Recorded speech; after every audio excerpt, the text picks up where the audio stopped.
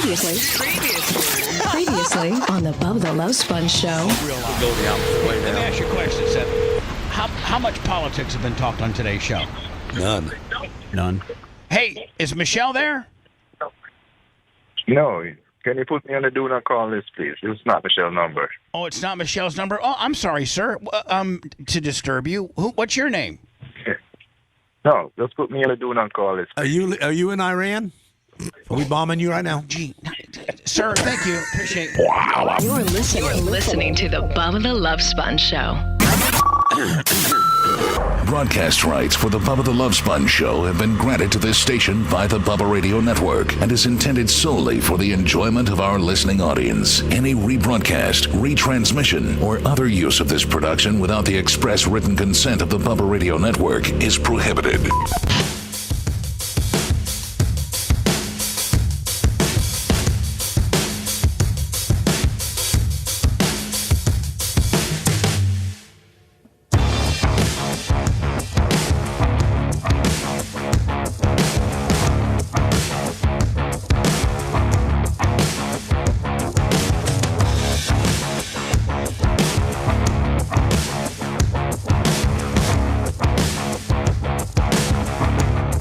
Sorry, a little late.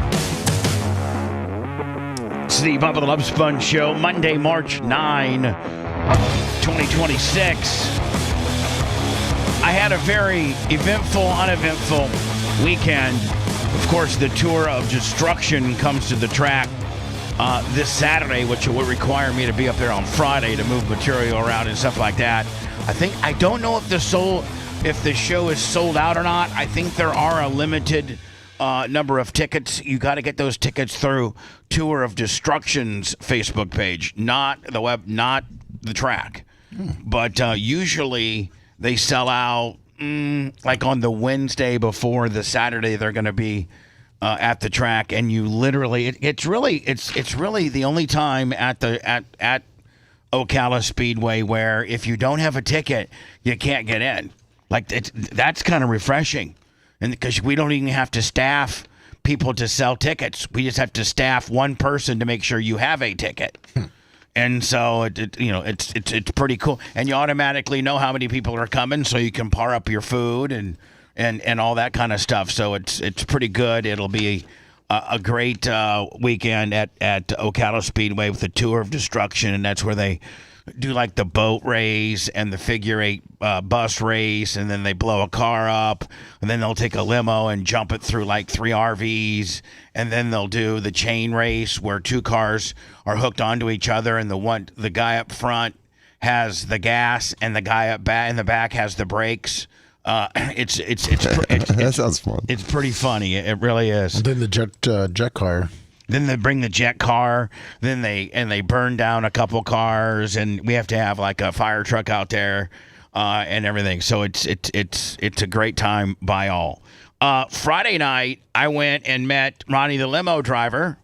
Nice. I didn't know. Did you know that Ronnie the limo driver? First of all, his I did a little he listens to the show every day. Even on the days that now Howard's down to 2 days a week, and they're currently on a 2-week hiatus. So Ronnie flew to Tampa because Richie, formerly from Howard TV, Richie Wilson, him and his lovely wife, they opened up a new restaurant in Safety Harbor. God, I think maybe in 17 or something like that. Yeah, it's been open for like 8-9 years now. It's called Giggle Waters. Yeah. And I'd love to have a Bubba Army event there. This place is unbelievable. The food's unbelievable. What kind of food is it? It's just kind of everything. Here, I think I have, let me see here. I thought I had, here we go. Now, here it is, the menu. Yeah, downtown Safety Harbor. Man, downtown Safety Harbor is really, really kind of a neat spot now. And this is only a few blocks from the Safety Harbor spa and resort. Here's the menu. Let me see here. Well, here this is the cocktail menu. The food. But it's a movie place, right? Well, yes, but no. Okay. No, Okay. yes, but no, Seth. Okay. It's more of a restaurant and outdoor. They have a really neat outdoor patio than an indoor restaurant, but then they do have a very limited, here we go, the movie schedule. I think they only have 26 tables. Oh, it's intimate. So it's very intimate. And they play movies, and it's a dinner theater, but within the movie, like if there's anything that's happening food-wise within the movie, then they come out. Like, for instance, when they play The Godfather, and they're eating, everybody's eating like lasagna, they'll bring lasagna out.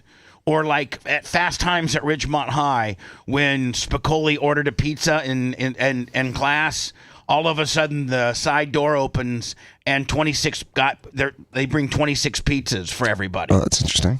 So if there's and it's kind of older, all like here's their lineup for this month: Overboard, Weird Science, Moulin Rouge, Ghost Hunt, Friday the 13th, Clueless, Thelma and Louise, Jurassic Park, The Princess Bride, Woo! Say Anything, Bill and Ted's Excellent Adventure, The Breakfast Club, Army of Darkness, Back to the Future, Wayne's World, The Big Lebowski.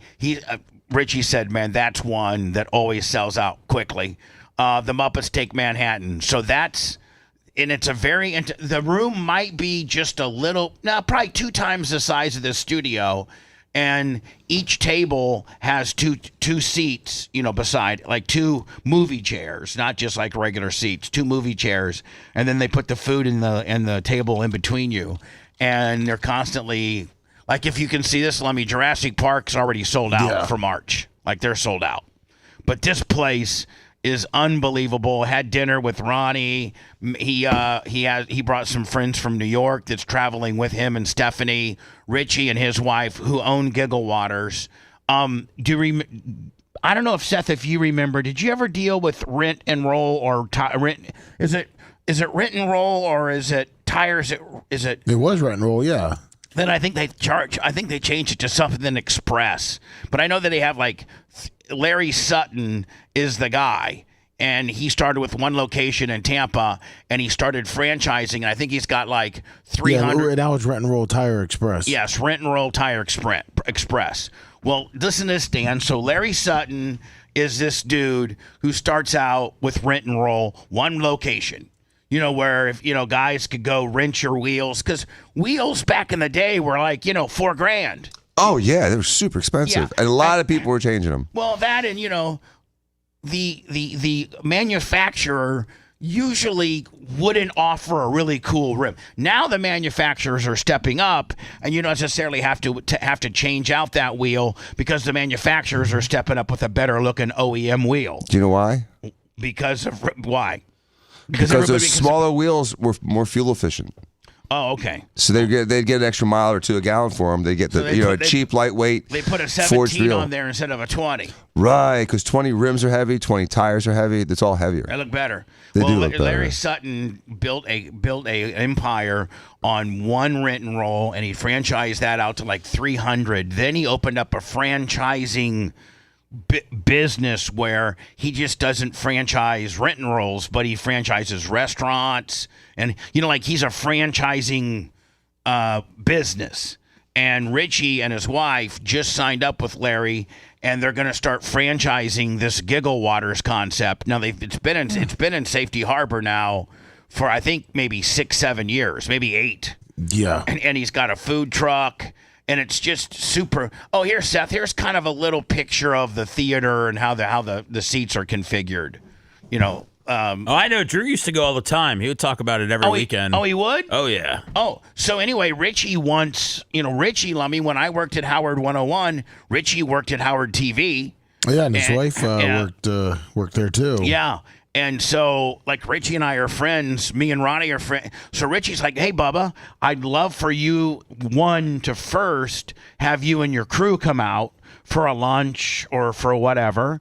And then maybe we could do an event, a really very special, quaint, we would get the theater for one night or one, whatever, and it would just be all Bubba Army, and it's going to sell out. Oh, yeah. They only got 28 tables, I think. So anyway, had a great dinner with Ronnie. Ronnie listens to the show every day. He was full hot because he listens on X. I didn't know that. Oh, and he couldn't and it's since been confirmed by Macho Man. We had a glitch Friday on the replay for those that listen to the replay on X. We had a glitch. So when I saw Ronnie at 7:30 on Friday night, he's like, "Where's today's show?" And I'm like, I don't know. I really don't know what you're talking about. He's like, "Yeah, your show's not. Yeah, your show's not. It's not replayable. I listen to it, every day on X." So sorry about that, Ronnie. And Macho Man did say we had a little bit of a glitch. So anyway, Dan, you've never been to this, but Seth, you haven't either. But Drew used to go all the time and talk about it all the time. Yeah, that's why I thought it might have been some sort of sex club, but it seems like it's just there's no snuff films. it seems like it's just a normal. Is Drew into sex clubs? Oh, dude, he was good. He was going to Eyes Wide Shut and the nudist resort all the time. Oh, I went to it when it first opened. Which one? Giggle Waters. Oh, well, yeah. Yeah, Giggle Waters, and it's really nice. I'm a fan of Safety Harbor, downtown Safety Harbor. Oh my God, downtown Safety Harbor is unbelievable. I mean, you can walk to anywhere. They have so many different concepts, and Giggle Waters is just one of a bunch of great places.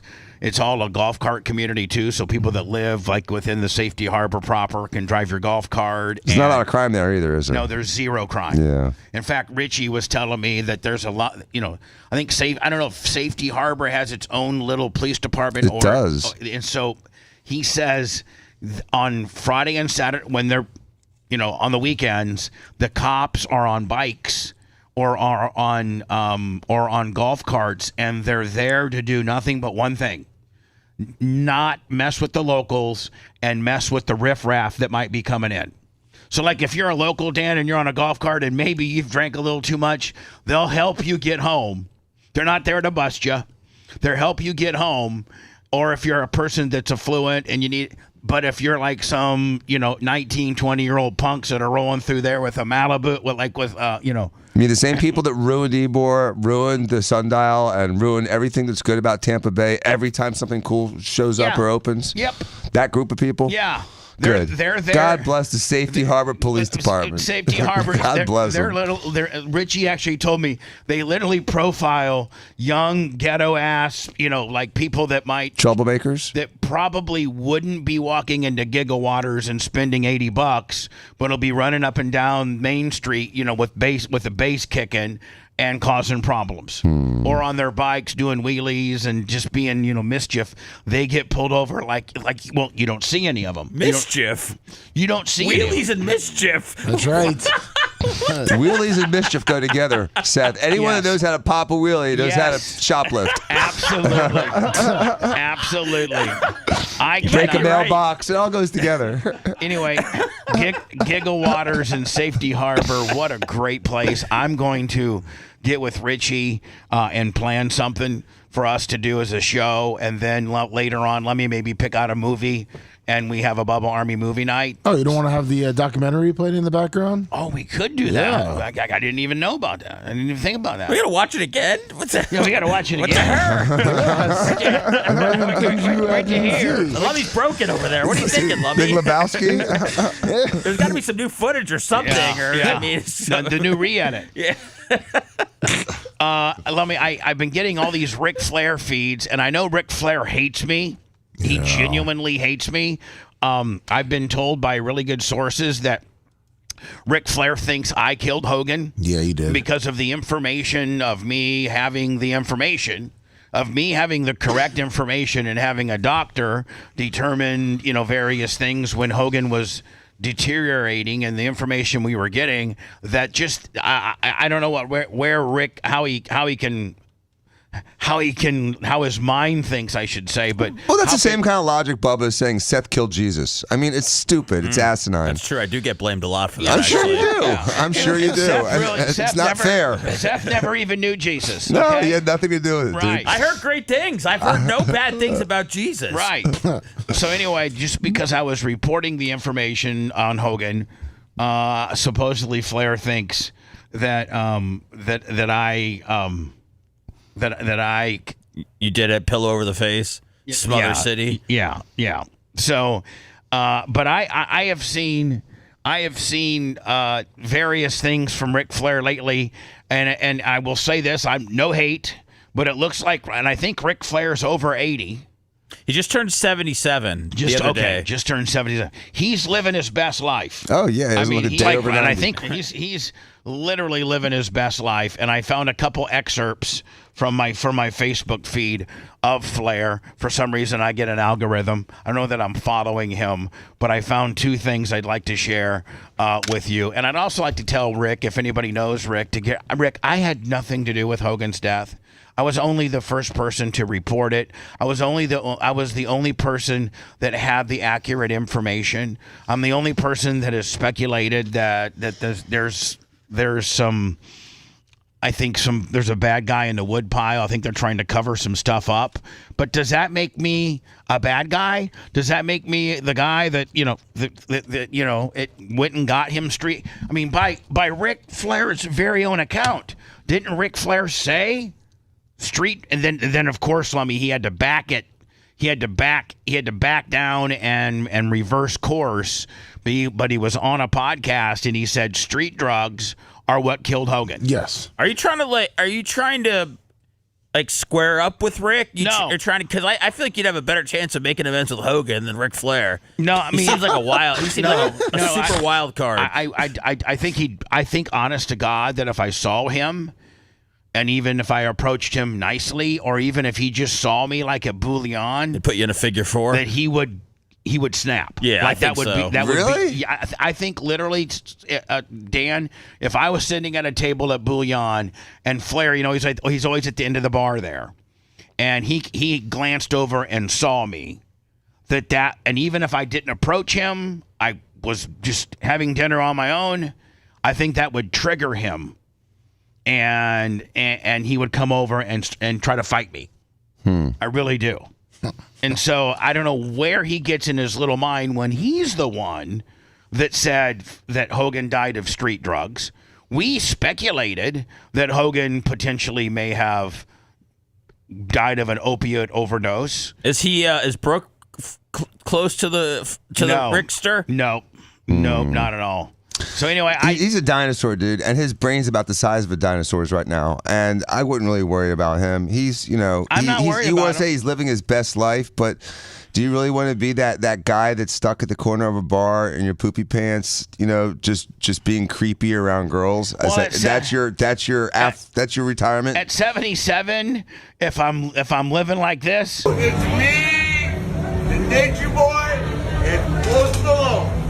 You know how he has the energy to be the greatest entertainer in the world today?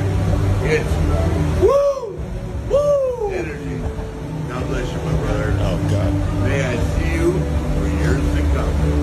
Woo! This is amazing. It's amazing. My God. It's me. That was intimate. Nature. so what I'm saying is, Dan, I'm kind of reverting back to you. Is this cool or is it pathetic? Well, I don't know. I wonder how much that smelled, that corner with the two of them. I think this is at Bouillon. You may know the decor better than me. That's not Bouillon. That's not a barrel. No, that's not. That's down. That's in. Is that Pearl? No, it's in Hyde Park, somewhere down the street.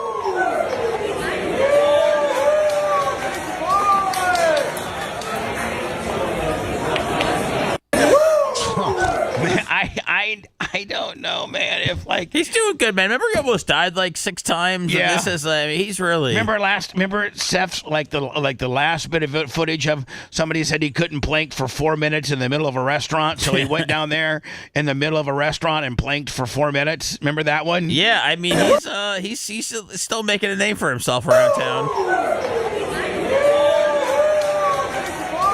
And This is that looks like a guy that's learning how to walk again for the first time. And here's the deal: like when Michael Jackson would break into some of his moves, they were moves that the average person could not emulate. Like the average person, his heels were nailed to the floor. Well, I'm just saying. I mean, some of those moves weren't even real moves. But what I'm saying is, when he would break into like his moonwalking deal and his sidestepping deal, like Michael Jackson could dance. Yes. But I don't know how special these moves really are. So if you're going to break out some moves, they got to be moves that the average guy can't make. Well, what's he supposed to do? Chop himself? I mean, he's got his little strut. That's the strut. I know, but I think at this point, man, you just eliminate the strut and be Ric Flair. I think. Now, just watch how easy this is.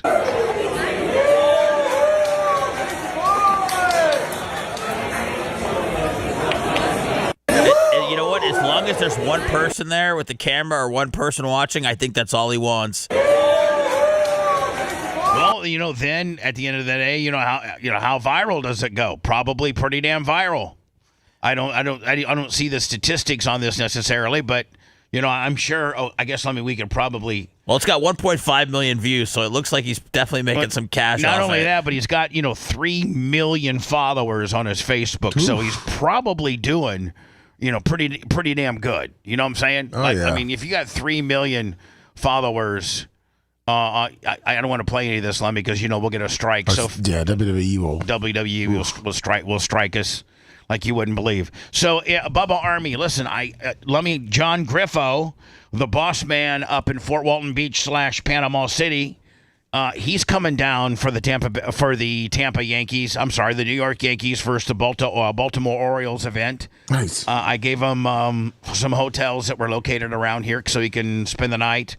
But I've been told that, and I saw Gloria Zach the Glowbug. I saw her on Saturday at Janie Cakes' 80th surprise birthday party. Nice. She's already bought her tickets. I know a bunch of people. I think Big Red's already bought his tickets. Iggy, I mean, listen, it's a big event when Iggy McGillicuddy buys his tickets early. Yeah, and again, this isn't just the Tampa Tarpons. Nothing against the Tampa Tarpons, but we've never done anything with the actual Major League Baseball, big-time New York Yankees. This is our first event we've ever done with the Yankees. That's kind of a tryout deal to see how well we pull. So please go out and buy your ticket or tickets. They're usually $80. They've been lowered down to $45 for when you use do you use the Bubba code? Yes, Bubba. Now you can go to our Facebook or our X or our Instagram, and you can find this post, this Bubba Army's New York Yankees event, and you can click on the QR code, which takes you to purchase your tickets, and they're only $45. That includes your seat, one hot dog, a soda, a domestic beer. And you also have access to that private bar area where we usually have our events. What day is this? This is Friday, March 20th at 6:35 p.m. So, now, Dan, are you going to be – I know you have tickets. Your family has, I think, 2 or 4 tickets right behind the New York Yankees, or almost behind home plate. It's like between home plate and the Yankees dugout. You know what it is? It's right behind the on-deck circle. Yeah. Yes, exactly. It's right where the guy's warming up. Yep, it's about 4 rows behind the on-deck circle. Mm-hmm. You could literally, you could spit on him. You could literally throw a paper wad at the guy. Yeah. So, you could maybe migrate from there, Dan, up to our section. If you could come hang out with the poor folk up there in our area, that would be great. We'd love to have you. And that venue is such a nice venue, and the seats are great. It's been fun. I've gone to several of the spring training games already, and I've had a good time at each one. So they made it just a little nicer last year because the Rays had to play their regular season there. So for a spring training facility, it's top notch. Is Trop going to be ready, Lummy, for opening day? Yeah, it's ready to go. Opening day against the Cubs. So anyway, go to our YouTube. I'm sorry, go to our Facebook, go to our X, go to our Twitter, go to our Instagram, and find that New York Yankees. Do we have it pinned, Lummy, so that it's like one of the very first things people see? And if we don't, can we? Yes, sir. and that way you can scan the QR code. You can buy your tickets. They're about half off. We're looking for everybody here to attend, and it's the Yankees and the Orioles. We're sitting there right on the third base line. I'm excited. You throwing the first pitch? No, I'm not throwing the Sethy? first. Nope, none of us are. We're just there to enjoy the game and enjoy the camaraderie of the Bubba Army. Big trade over the weekend. Yeah. Several weeks of speculation. The Raiders have traded star defensive end Max Crosby. Yeah, he is being sent to the Baltimore Ravens for. Man, don't the Ravens already got a pretty stout defense?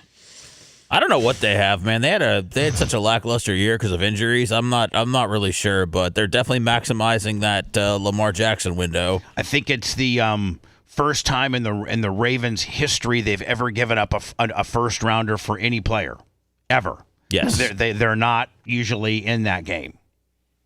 I guess the Micah Parsons 2 first rounders for that, really, really, really high-end edge guy is now the new precedent. Will the guy from Cincy get the same thing, Seth? Will the guy from... Well, he's a free agent. Max Crosby, it's kind of... it looks like only one team is willing to go with 2 first-round picks. The Cowboys are willing to go first and a second. Parsons was 27. This is the most anybody's ever given up. This is the most time 2 first-round picks have been traded for a guy over 27 because Crosby's 29. So that's why a few teams were hesitant to give up probably what the Raiders exactly wanted just because of the age. What's the going price? Is the guy from the Bengals a free agent? Yeah, he's supposed to come to the Bucs. Yeah, he wants to the Bucs. Yeah, he said he's really excited to play for the Buccaneers. And doesn't the Bucs have a ton of cap space?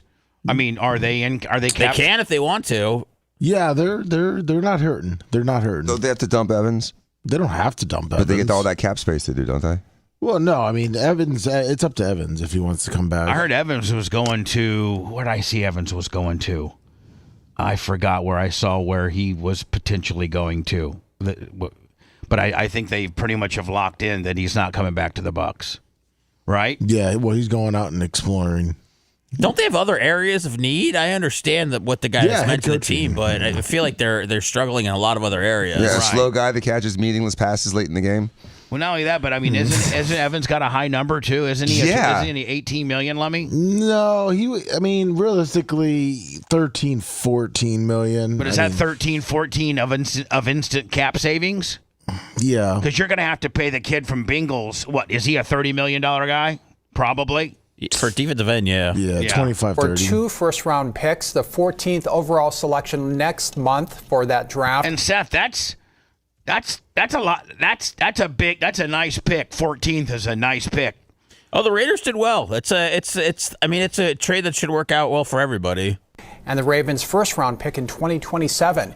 Crosby was the heartbeat of the Raiders for the past several years and was selected to the 5 Pro Bowls in 7 seasons. The relationship reportedly soured at the end of the past season. That's when Crosby was... And then they also cut Geno Smith, too, didn't they, Raiders? Yeah. Yeah, and that saved them, 13, some kind of million. Dude, they cut Geno, and then Wendy's tweeted at Geno and said that they were hiring for their taste tester. I thought that was my job. Yeah, and then Geno didn't like that, so then he tweeted an article that said, Wendy's lost a ton of money in the first quarter and all that, and he said, get your cheese up. So there's some issues going on with Geno and Wendy's. Thank you for asking. Forced to sit out of the final 2 games with a knee injury. He ultimately needed surgery, but Crosby believed he could have played through the pain as he's done in the past and wasn't happy being shut down. The Raiders are reshaping their roster once again, and now we'll have 2 very... once again, with Geno, but with Geno being cut, doesn't that pretty much lock in that they're definitely going for the Mendoza guy?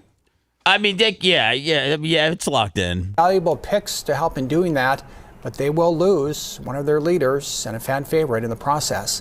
Now, this trade sending shockwaves through both the team as well as Raider Nation. Fox 5 hit the streets to hear from the Raiders. Oh, these Raider nut jobs. Is it really a good trade, though, to get an old ginger with a bad knee? I mean, is that really what you want? I mean, the time is now, and you're in the AFC now with the arms race, with the window kind of being open for there's a handful of good teams. I think you got to do what you got to do to try to throw yourself over the edge. Like it's almost a now situation. I mean, I don't know right? if it's going to work out. I'm just saying, like, I think you got to go all in as much as you can. This isn't Mike Ditka giving away his whole draft for a running back. This isn't that was the worst personnel move in the history of the NFL. It was the worst. I mean, the worst to give away every pick for Ricky Williams for one guy who all he wanted to do was smoke weed and do yoga on a mountain. That's all he wanted to do. The franchise. Handsome guy. No, he had some decent years.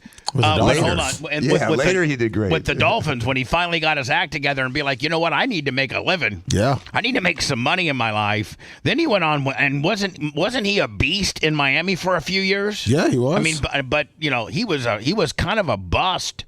In New Orleans, was he not? Yeah, he was a head case. He did. It's really sad to see him go because he's now. Why would you come out with if you're a sports? Well, who else is at the bar on a Saturday morning or Friday night or whatever? But like, I want Seth. I want Seth Kushner Dan Diaco or Brian the Babyface Matroni or Lummy or somebody that knows something about football. Not an alcoholic woman. Not an alcoholic woman who's looking to get picked up on the Cougar into the bar. By who? Like by anybody. Ric Flair? Yeah, by anybody. That's all she's getting.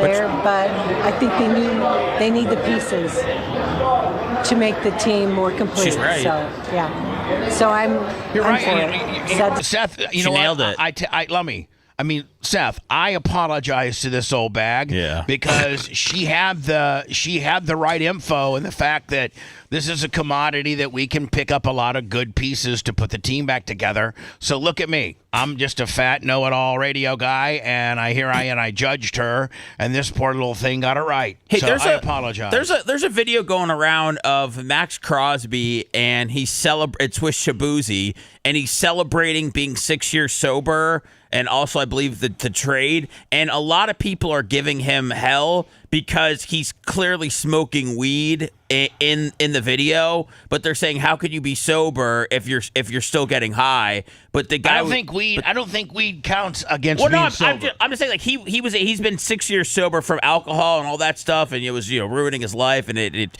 But I thought that I just wanted to bring up that a lot of people are very down on him still. How do you know it's not a tobacco product? Well, let me see if you can find that video for me, okay? But someone that exactly, Seth, though, but someone that's bragging how they've beaten something that's taken over their life, and all they've really done is replaced it, either with God or now with weed or with gambling or God knows what else. Gambling and weed, does it get any better than that? But that's what people do. These people that are alcoholics and these addictive personalities, they quit alcohol and all of a sudden, they become an ultra marathoner or they become a pothead or we need something. I mean, gambler. You got to replace it somehow, right? I mean, I don't know if healthy or unhealthy. I feel like weed's probably a better direction to go into than. Hell yeah! I don't think it's as hard on your body long term. As long as he doesn't, get so high that he doesn't want to go to the gym anymore, and he gets the munchies, and he loses, and he gains a bunch of weight. I mean, weed can chill him out and make him, far less stressed out. Here it is. Here's the video.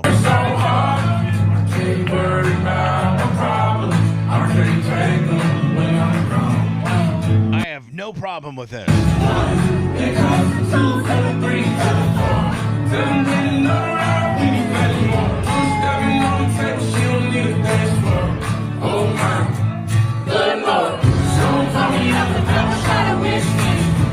Is this just like a private party? Let me Yeah. Yeah, I have no problem with that at all. You're smoking a joint.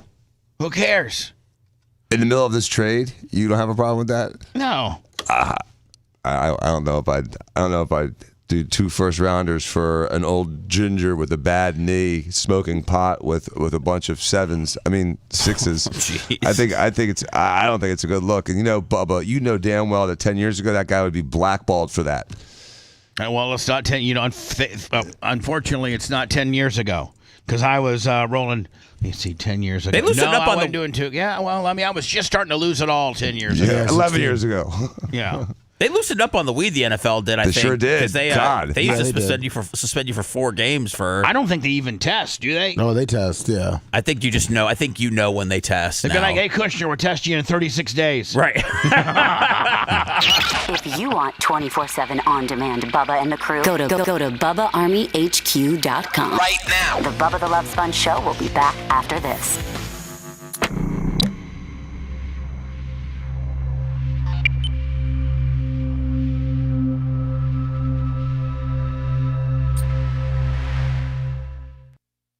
Vote. The players' union's going to have they'll have a new.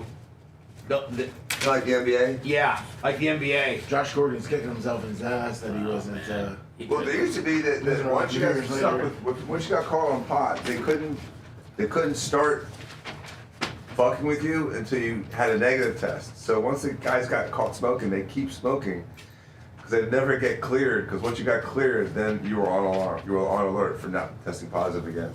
Oh, it says the allowable THC limit for a positive drug test has been raised to 350 something milliliters.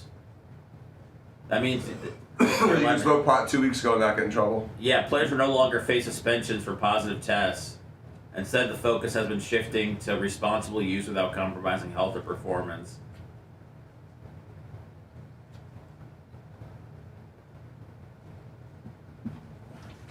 Everybody's at the bar getting tipsy.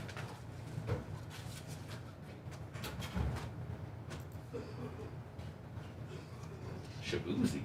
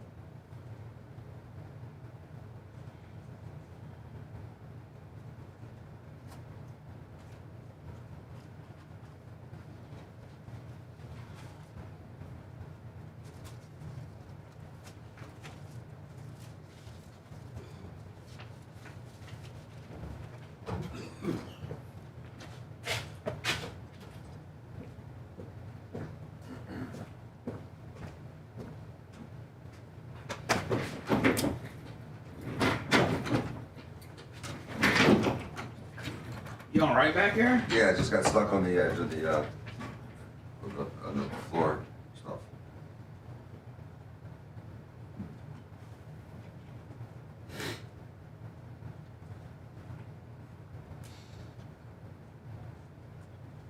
What's up, caviar tacos? Whole yolk, group of lips, it's rusty taint. It's got the woods, just heat. Dog. Ghost profiles. Shower.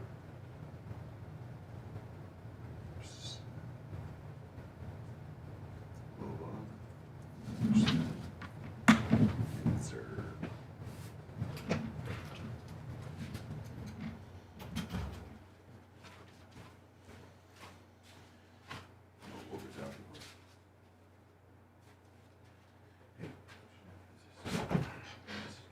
I'm gonna call you the police. Good morning. A little more packer sleeves. I'll help a little bit. Do you know what's really wrong with it? Do you need another shot? I don't know. It's the opposite. Really? Maybe you just need another shot. It's a different area. Yeah, there's different area of strength. Because sometimes when one sore, the other side, has to compensate for it and ends up getting damaged. I can shoot it. You got the last time you got it was you were like you On. got it deep, yeah. Yeah, it worked, right? Oh yeah, I haven't had a problem since. Yeah, okay, good. Well, I can do it again for you. I'm happy to. Saturday Dirt Merchant. he got Very swelled good. up. But it's just like shooting like Really? up. They got low bursitis. Yeah, it's there is something. You want to try cattle flame first, or you want just a shot? You want to try the pills first? Just like a cattle flame anti-inflammatory? So Kenny Powers, Yankee Jib. I'll go with whatever you think. You can start you on the cattle flame and then do that shit. I'll do whatever you want, bro. Big E. What do you need done, Lummy? I just have a tennis elbow. Yeah, he's got a tennis elbow. He's got a jerk-off elbow. Yeah. Happy Jasper. Looks like. That's always good. I read that the Lummies had a bad time at the Strawberry Festival this weekend. Oh, no. Did you really? Strawberry Festival is one of the worst.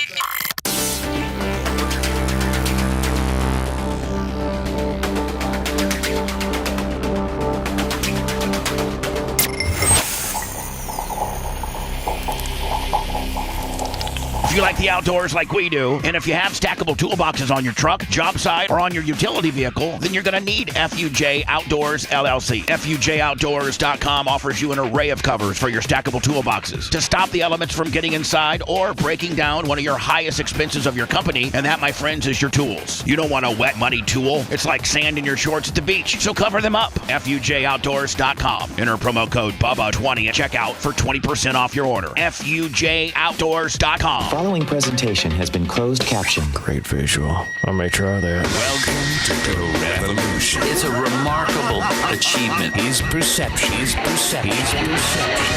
becomes your reality. Check this out. Bubba the Love Sponge. Lummy, and tomorrow I'm doing a podcast with Tampa Tony. All right. He was suggested to me by the Matt Cox. The former rapper? Yeah. Oh, cool. Yeah, are you familiar? Yeah. Anyway, Matt Cox did him and said, man, you got to have this guy. He's familiar with you, Bubba, and he's got one hell of a story. Matt Cox just surpassed 1 million subscribers on YouTube. Man. Kicking ass. Congratulations, my friends.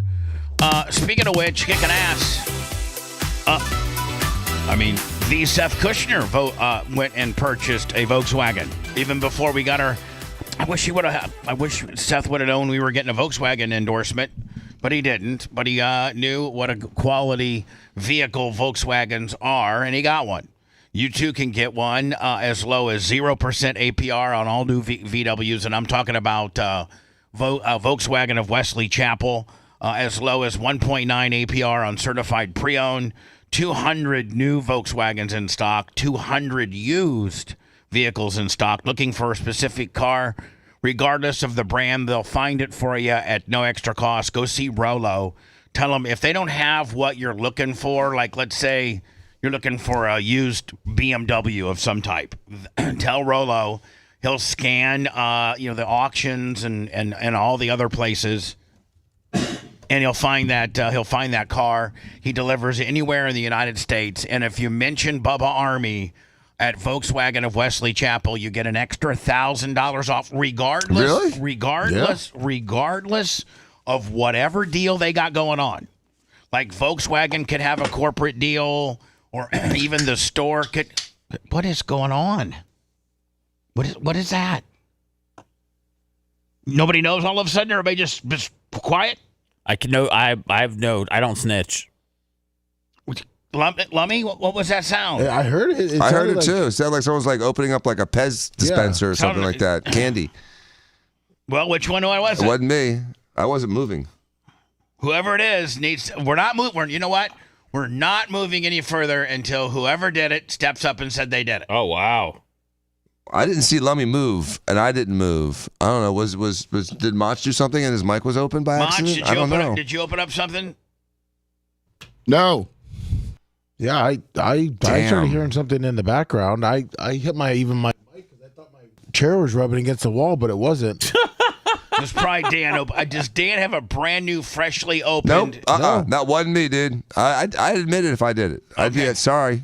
Because I make mistakes. I say I'm sorry if I make an audible mistake. If I pop a lid. That was very loud, very distracting. It was. Whoever it is. It came from somewhere. And it sounded like it was right on the mic, too. Yeah.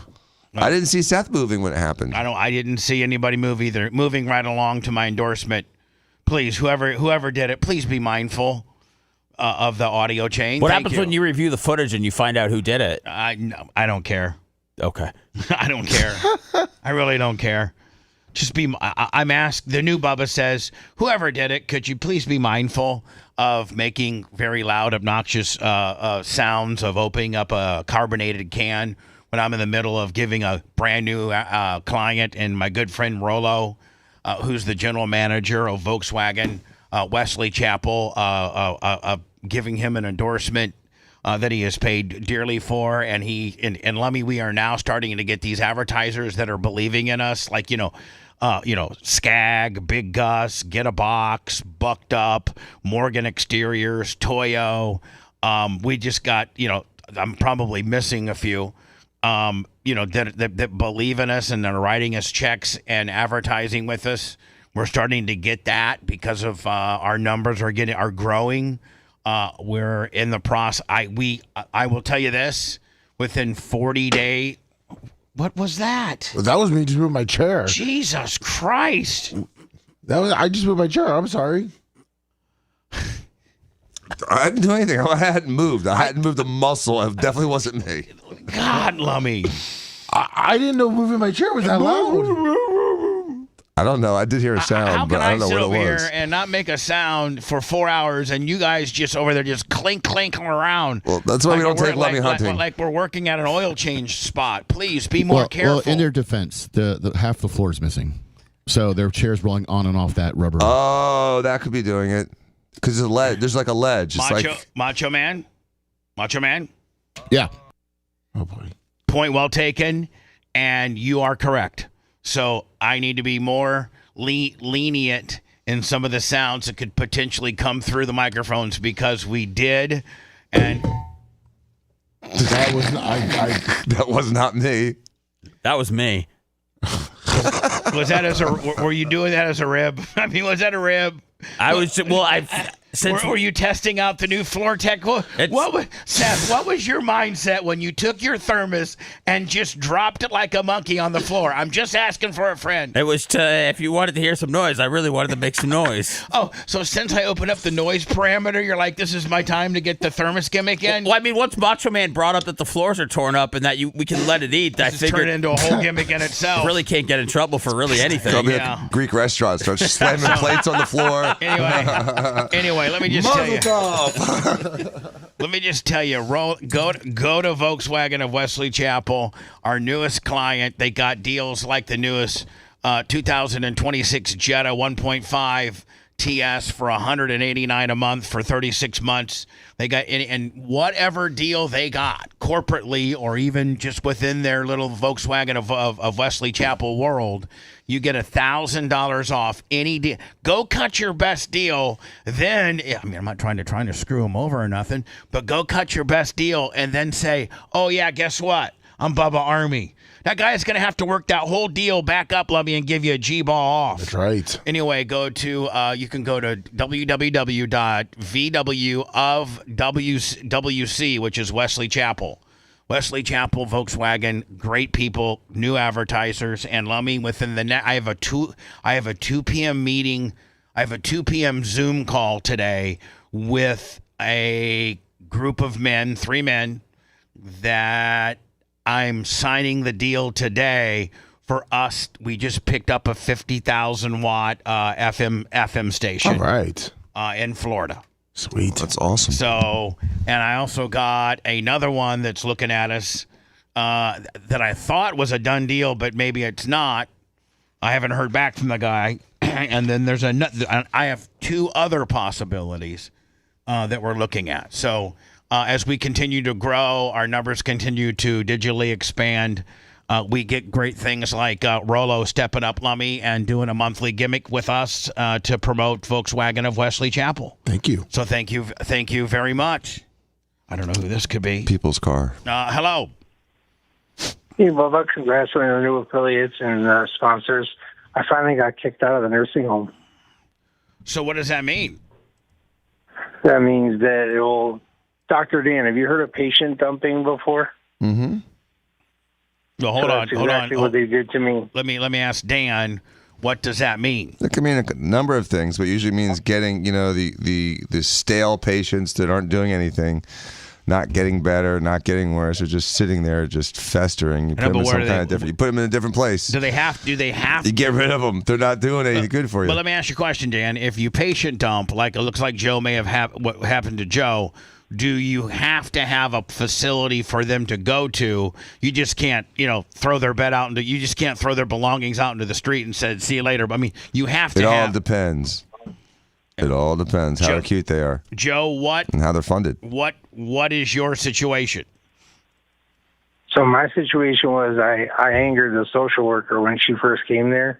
So she had a real problem with me, and any chance that she got, she tried to take it out on me, but she always failed because her first attempt to discharge me was at my mom's apartment, which is we got evicted from. My mom's dead. So it's like, how can you send me there? So then she tried again 6 months later, and she sent me a 30-day discharge paperwork with the same address, my mom's old apartment. And I said, yeah, not going there. That's not going to work. She said, okay, I'll look into it. And then she came back 30 days later, and it was March 5th. She walked into my room at 10 o'clock and says, the ambulance is coming at 11 to take you out of here. And the address she put was the address for the Holyoke Medical Center. So basically their emergency room at Holyoke.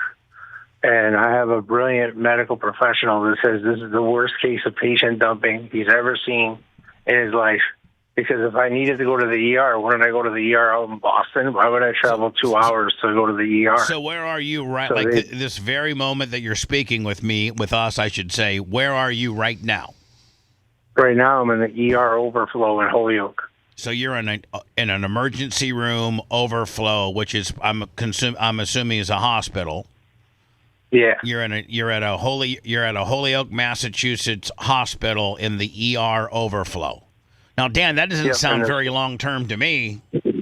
No, and the problem is that they keep putting him in situations where there's no good solution, and he doesn't last at the long-term facilities, and so the only way for him to get taken care of is to become an emergency patient, because if he becomes a non-emergent patient, he just gets dumped into the system again. So they're passive aggressively trying to make things difficult for them, but what they're ending up doing is just again straining the system, not giving him what he needs, taking up valuable resources from other people because he's in an acute facility, not a chronic facility.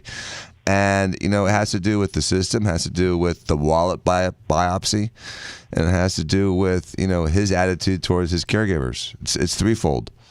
Joe, do you think that any of this is because you've been problematic? Like, if you had a baby faced on that caregiver, you could potentially still be where you used to be, or is it because Joe, let's just be honest. I love you to death. I know you're Joe the Supermark, literally listener number one. You've helped us out tremendously with your tapes, and we are so appreciative of that. But Joe, you're not, every place that you've gone to, you've had some type of heat with somebody that works there. Yeah, and primarily the heat comes from the top. The heat was only from the social worker. I had figured out a way to get along with the CNAs and the nurses and everybody. I'm actually sad that I'm never going to see them again, most of them.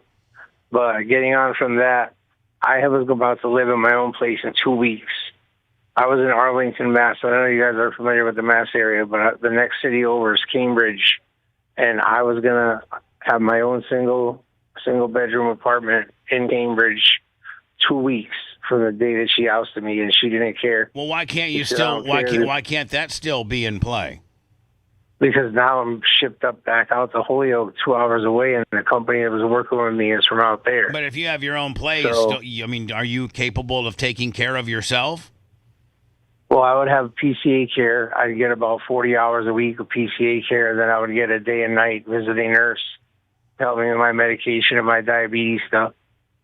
Can you walk, Joe? I can't put my legs down. My feet can't touch the floor, for one. And if I even sit on the edge of the bed, then my legs pull with lymph, and the lymph doesn't return. Dan, I know Dr. Dan, I know you about the lymphatic system. Mm-hmm. Well, mine doesn't cycle. What does he have? Goes straight Dan, down into my legs. what does he have? Are you familiar, Dan, with what he has? He's got a bunch of stuff going on, and it's just he's not a healthy man, and he needs long-term care, and the system's not designed for it because he's not dying. You know, it's one of those things when you have a guy that's not dying and he just needs a lot of care, there's not a lot of options for it because we just have kind of removed all of those things. If you don't need it, then you don't get it. And even if you kind of could use it, tough. So, Joe, let me ask you a question, Joe. What, like, you just can't be in a overflow ER hospital situation long term. So, what's next once they kick you out of here or hospice?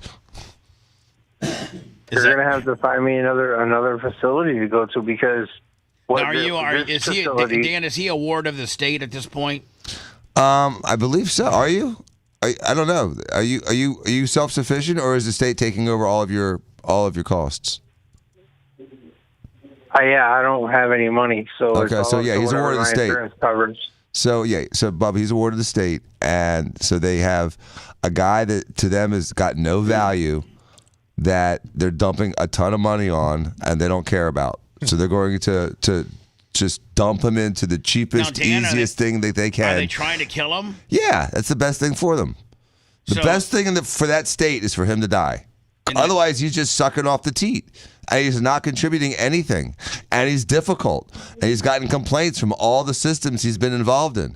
So he's a pariah to them. So yeah, they want him dead. That's the best thing for him, for them, would be for him to die or move out to another state. Now, Joe, because he's a burden. Don't think that we feel this way. Dan's just telling you what, and I'm this sure. Great state of Massachusetts wants you 6 feet under. And Joe, I'm sure that you already know that. Like you figured that out by now. Oh, 100%. Right, so I'm not telling you anything you knew. The best part is the social worker in that building I left is really going to pay the price because now we got the ombudsman, the Department of Health, and the state all going after them because on the discharge paperwork, one thing she said was that I was doing drugs and alcohol in my room. I'm clean as a whistle, and I have no way to get drugs and alcohol in my room. I have nobody to visit me. I have no delivery service that would even get through the front door. So it's absolutely impossible. Well, so that's Joe, a lie. You can completely take that theory, right? I mean, by just telling them to do a blood draw on you, and give me. And they did as soon as I got to the hospital, and I was clean as a whistle. So, but who's going to lift a finger for him? Because as soon as he doesn't get his way, he complains to the state. Like, why would you help him? You know what I mean? He's difficult to deal with. And if he doesn't get what he wants, stop. It's my turn. And if he doesn't agree with what you do or what you say, he complains. And then he'll run it up the ladder and get you in trouble. So he's alienated all the people that could be helping him. That's why no one's helping him. I mean, Joe, have you ever thought about maybe a little bit of the situation that you're involved in right now is because of how you've treated people and been difficult? I mean, you yourself many a times on the show have said that, I got heat with this chick, I got heat with that chick, they moved me to this floor. I mean, like, there's never, ever really good stories that come from the care that you're getting. You always got heat with somebody. Yeah, but then they prescribe me Klonopins at 8 o'clock and 12 o'clock, 8 in the morning and 12 o'clock p.m., so it's kind of hard to get heat with somebody when you're chilled out to the max. But I was saying about the paperwork that the social worker had to discharge me. She's got one that's blank for the reason, and it talks about August of 2025 at the bottom. So she is so effed when it comes to the paperwork that she's turned in. They're going to get fined. They may, if they've done this to multiple other people, they may even get their license revoked. So do you want to help him, Bubba? Because if it doesn't go his way, he's going to snap back and bite you back. Right. It's like trying to help a rattlesnake. Yeah. Because as soon as it doesn't go his way, he's going to snap and bite you. Like if I and saw that's why no one's helping him. It's like helping a rattlesnake that's caught in some barbed wire. Do you help that rattlesnake out because as soon as he gets out of there, he's going to bite you? Or do you just let him stay in the barbed wire and figure it out? I just let him stay in the barbed wire and figure it out. My opinion. How about you? Seth, you see a rattle. Seth, you were scared enough on our friendly black snake that lived here when you were trying to take a little pee-pee. I don't think you'd go over there and put your hands on him if he was stuck in some barbed wire. I think you'd just let him figure it out, don't you? Yeah, but if I don't know if we're talking about a real snake or if we're talking about Joe, but if it was Joe, I'd help him. I think Joe's a snake deep down. But that's how. But you have to look at that's how the system's looking at him now. These guys. I'm sure if there's have a system where if there's a troublemaker, that there's yellow flags that come up on the chart when they scan it, and I'm sure he's got yellow flags everywhere. Plus, everyone's saying, "Hey, he's an asshole. Watch him because if he doesn't get what he wants, he's going to complain. He's going to get you fired or fined." So Joe, on your file, why help him? On your file, when they probably pull up your file, it's probably got all these big, glaring, explanations as to how problematic you are and your history of turning people in and stuff like that. And so, even though some of it's true, some of it's not, it's certainly not going to help you moving forward, and it's probably has something to do with where you are today. So, Joe, let me ask you a question. I'm not saying why you calling me, but what's next for Joe? This facility. Well, first, I think they want to take down that other place first because of what they did to this place. Like, patient dumping is absolutely filthy. Joe, can I Joe? No, hold on. No. You asked me a question. I'm going to give you an answer. But let me just tell you. You think that they're going to look into this old facility and there's going to be a big investigation and there's going to be a whole bunch of people in trouble, and I don't think any of that's going to happen. None of that came from me, Bubba. That all came from the case manager here at this hospital. She came down and she sat next to me and she said, "Here's what I need you to do. I need you to call the ombudsman. I need you to call the Department of Health. And this is exactly what you're saying. This is what you're going to do. And we already have my supervisor who's already working on this as well. And this is what's going to happen. They care more about getting revenge on this patient dumping situation than they care about finding me a place to go right now. Okay. That's secondary. All right. But they will eventually find me a place. Okay. Well, I stand corrected. If the caseworker told you that the place that patient dumped you is in trouble, and for you to contact all these other agencies, then I stand corrected. Maybe perhaps they did or will have to answer to what they did to you, which, Yeah, I was just sitting here minding my own business, and she came over and she's like, "All right, get your phone out. Here's what we're going to do. We're calling them. And then but that was on Friday, so now we have the whole weekend where nothing happened. So maybe we'll start to see something start to happen today." Do you ever think, Joe, ever? Now, I don't know how much longer I'm going to be doing this. Let's say 10 years, okay? Let's say I'm doing this 10 more years. Do you ever think in the next 10 years I'll get a call from Holyoke Joe, and you're going to be like, "Hey, Bubba." I'm like, "Hey, Joe, I'm at this new place. It kicks ass. They're super nice to me. I'm getting the care that I needed. I'm behaving. I haven't pissed anybody off, and I think I found a new home." Think that it's ever going to happen? You were almost 2 weeks away from getting that call when I had my own apartment. Yeah. In Cambridge. Yeah. Well, I mean, somehow it got screwed up. That's a shame. Yep, and we're set all the way back. We set back a whole year of the process that it took to get me my ID, my birth certificate, my Social Security card, so that I could get a place. We talked about 30% of my income, which is about once I got out of the nursing home, my income would be $800. So the rent would be 30% of that, and then I would have the rest to pay bills. I even got basically this How much do you get a month from the government being on disability? I would have gotten $800. Well, but you don't get anything right now. Right, I get 30. I just needed a place to prove that I'm paying rent, and then as soon as I get that, I supposedly get my money back right away. I doubt that it happens right away, but if it does, then that's the case. You need to hook up with some illegal aliens because they're working the system better than you are. They're getting a couple $1,000s a month, and you're only getting $800. Well, you're not scamming the system well enough, kid. Well, you only get what you put in, Dan. I mean, I just got my Social Security report a couple weeks ago, and if I was to, I need Dr. Dan to write me a note that I have something really drastically wrong with me. You do, but because if I could get put on permanent disability, Lummy, I've made enough money and paid into the system. It says that I would get 30 $3,900 a month tax free For disability? For disability. Really? What do you need? What do you need Dr. Dan to write? You can't breathe, right? You can't walk any further. You can't walk up even to your car anymore. You can't breathe. You need oxygen. Dan, you just keep writing away, my friend. Oh my God. Yeah. Should we And break you his got legs? lymphedema. No, we'll just say them swollen. actually, Swollen with lymphedema, like Holyoke. Listen to this. This is what's so screwed up. It says you have enough credits to qualify for disability right now. If you were to get disabled, your checks would be $39.19. But whereas, Lummy, if I retire at 62, my checks aren't even my checks aren't even that much. It's less than if I would declare disability. My checks are like can you $3,500. Dude, let's do Catherine Bates, man. What is this? Just declaring disability? Why are they telling you how much you could make if you were disabled? I don't know. A guy like you doesn't need that information. I think they want me out here too. I think they want me off the air. I don't know. But what they could do, Seth, is I could just put you on the air and under the Bubba Radio Network, make the business makes the money. I don't have to be on the air and pay myself nothing. It's just the business. I'm making me 4 G's large. Not if you're disabled, I'm disabled, buddy. I guess sorry. Oh, okay. Yeah, sorry. So anyway, Joe, I don't know what to say other than keep us posted as to how long you're in this. Now, have they told you how long potentially you could be at this facility? Oh, no. They don't. Last time I was in the situation, it was 2 years ago before I moved over to the nursing home, and I was here 8 days. 8 days. And then they made me choose between four different places.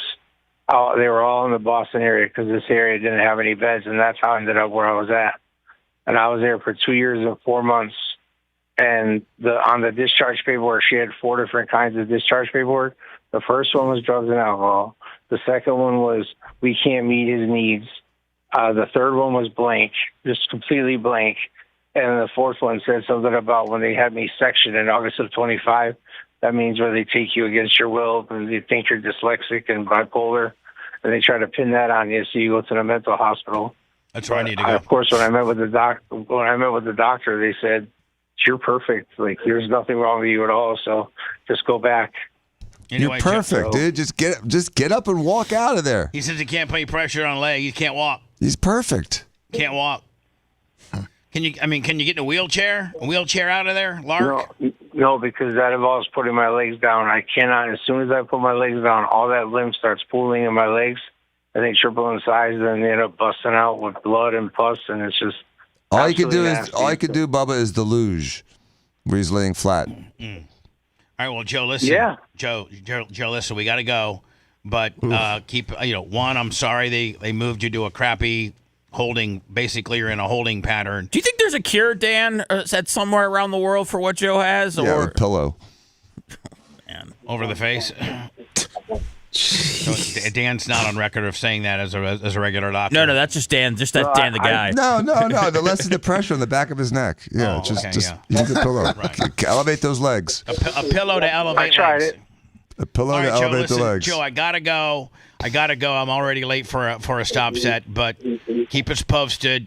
We're certainly interested in what's happening with you, my friend. And how long do you think you'll be at the ER?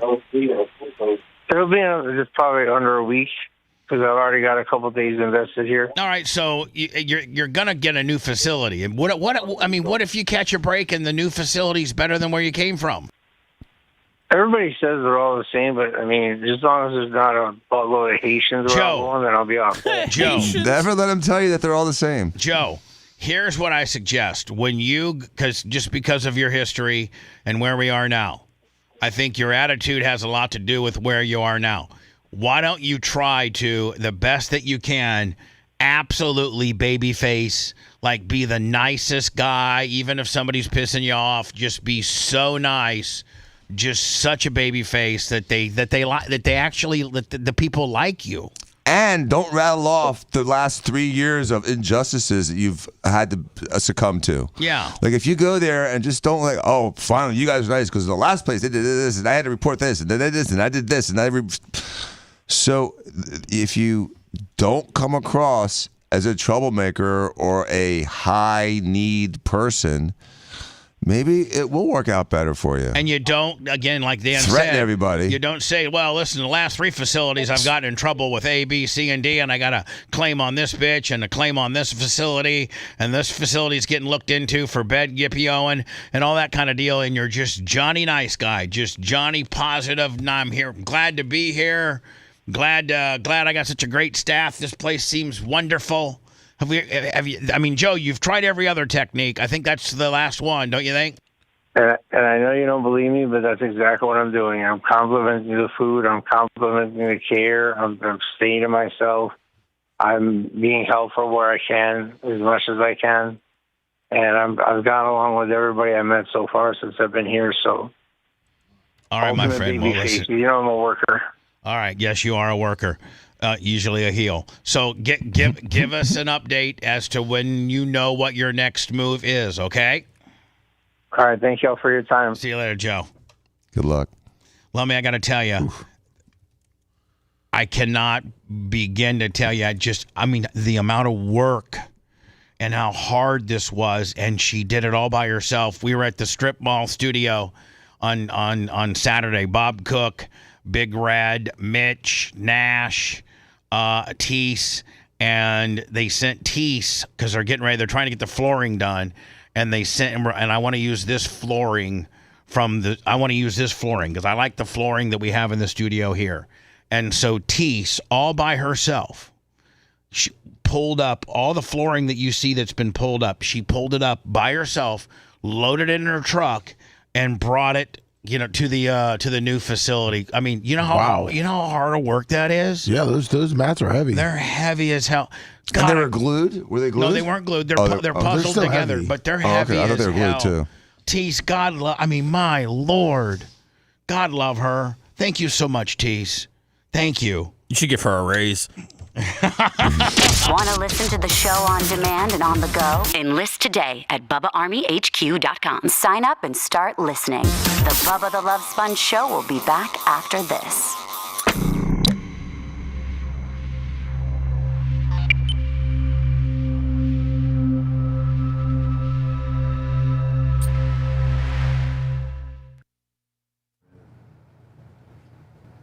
Did that hour screw with all you, y'all? A little bit. Yeah. I had Danny all weekend, so.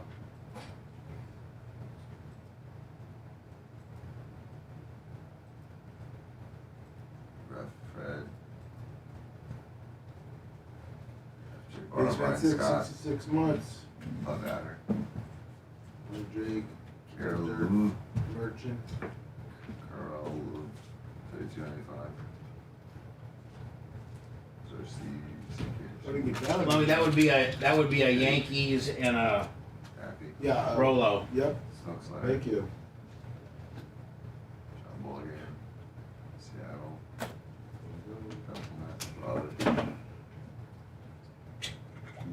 Big Greasy. Steve Coco. Iggy. I thought that the beginning of the Formula One race, where there was like 5-6 passes in the first 4 laps in the front, was cool. I think Ferrari continues to have fucking dumbasses running their team, which was clearly they should have pit one car then when the other cars were pitting. Fucking stupid. Hamilton even said it, you dumb fucks. They still didn't do it. You don't listen to the 7-time world champion, 15-year veteran. You listen to some fucking stupid Italian motherfucker that doesn't know what he's doing. I don't know who Dan's motherfucker, but he's motherfucking. The Formula One. Did you see any of the Formula One highlights? No, fuck no, of course. Ferrari had it, and then there was a virtual safety car. Mercedes pits both their cars. Ferrari chooses to stay out, and they lose because of it. Stupid.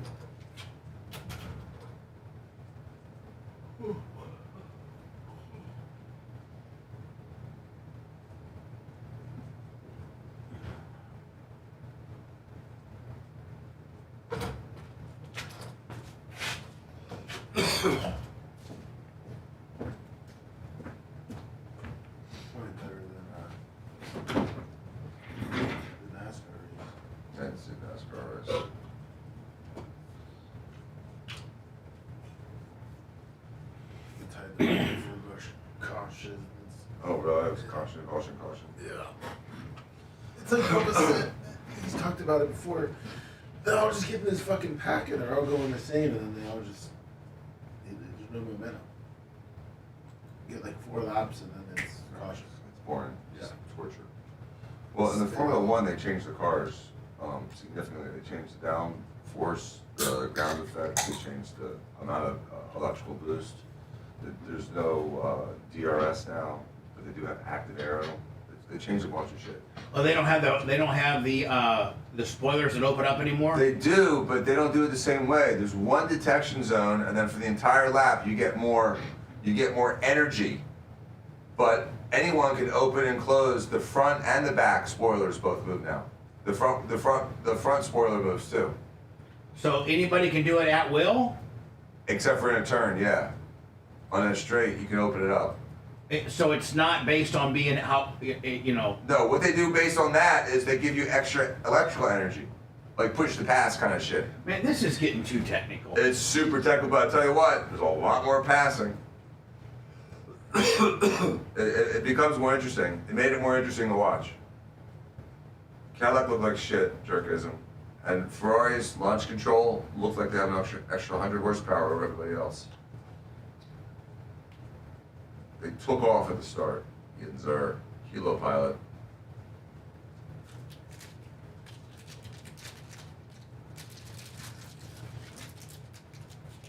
I mean, did you send me the article for that? Yes. I resent it also in your messenger. The Fox News? Yes. All right. Cars are better looking. I'm not sure. Good morning, Iggy. Go look at you. Don't have that stupid wheel straddle in front.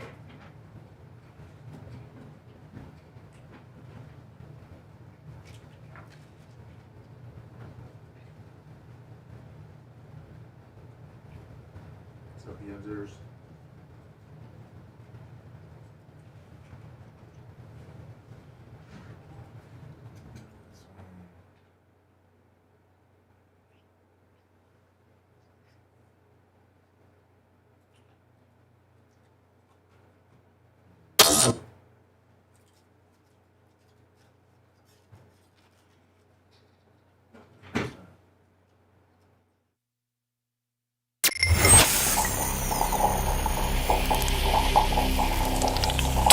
Bubba the Love Sponge Show, listener supported via PayPal, Venmo, and Cash App, all at the Bubba Army, now returns.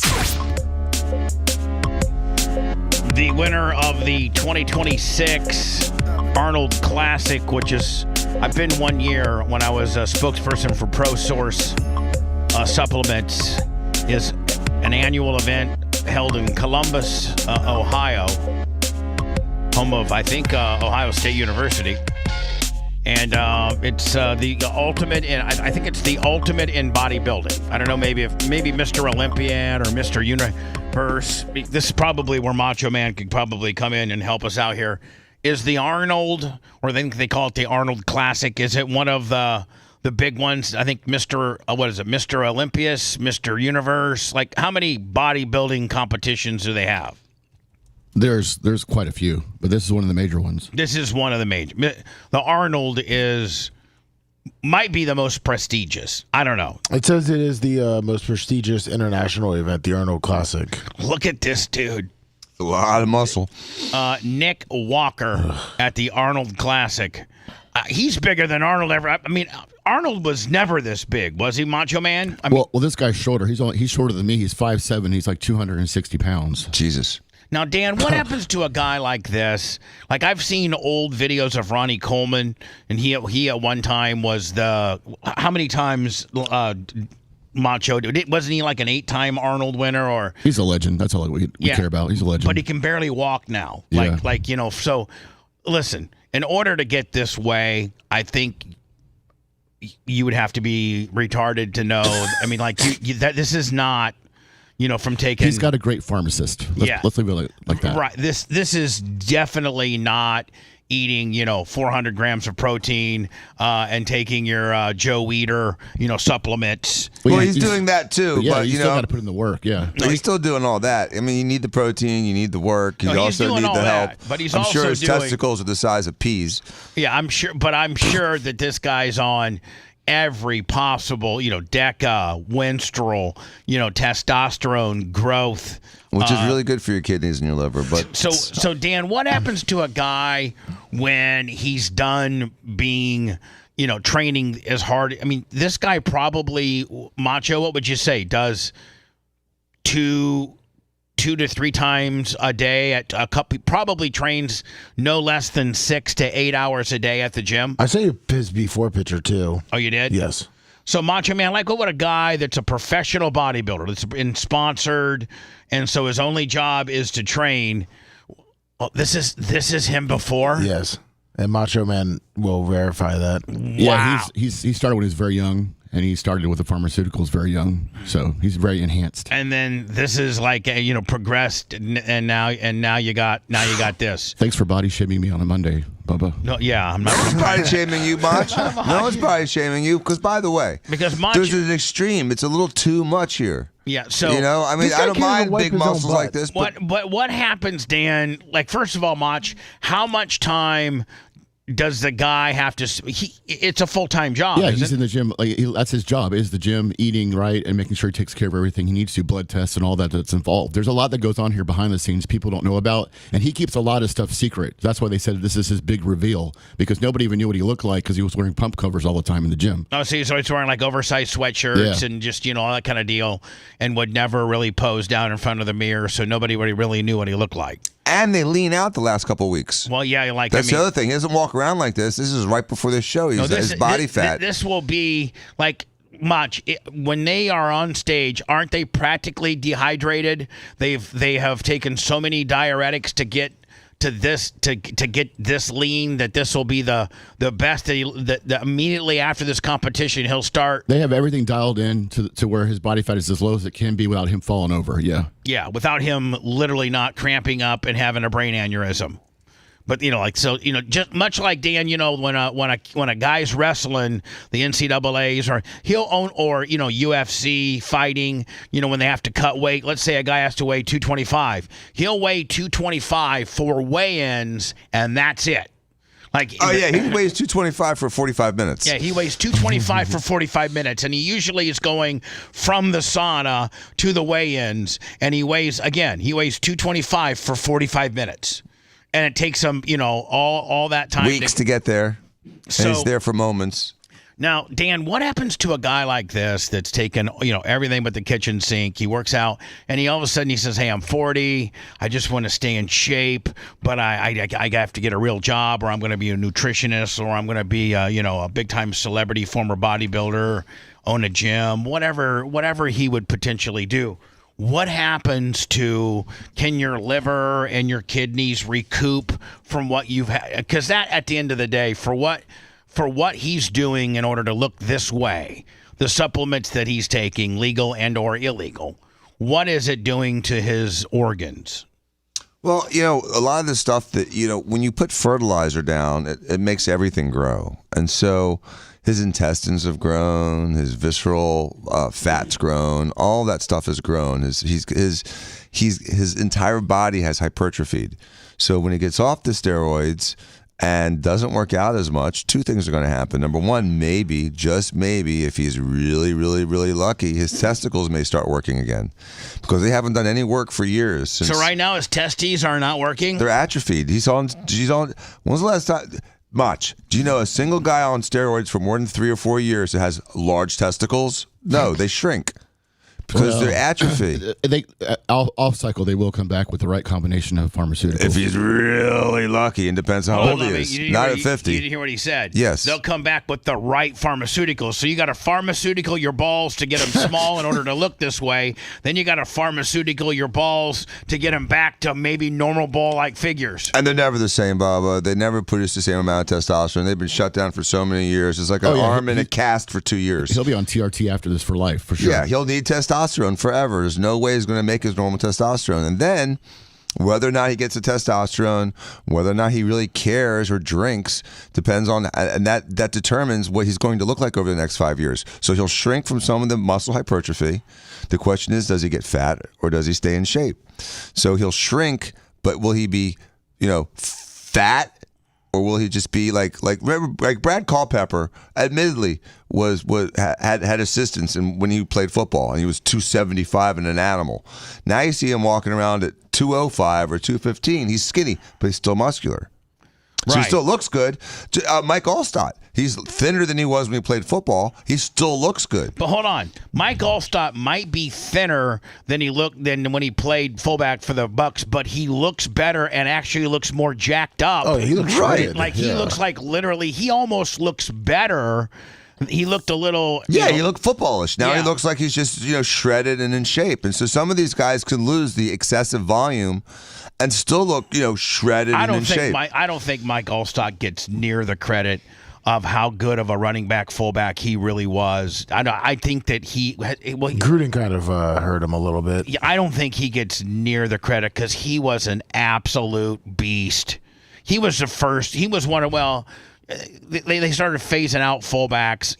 There really aren't any true fullbacks. He was the last real fullback, but he was really more of a running back too, and I don't think he got near the credit.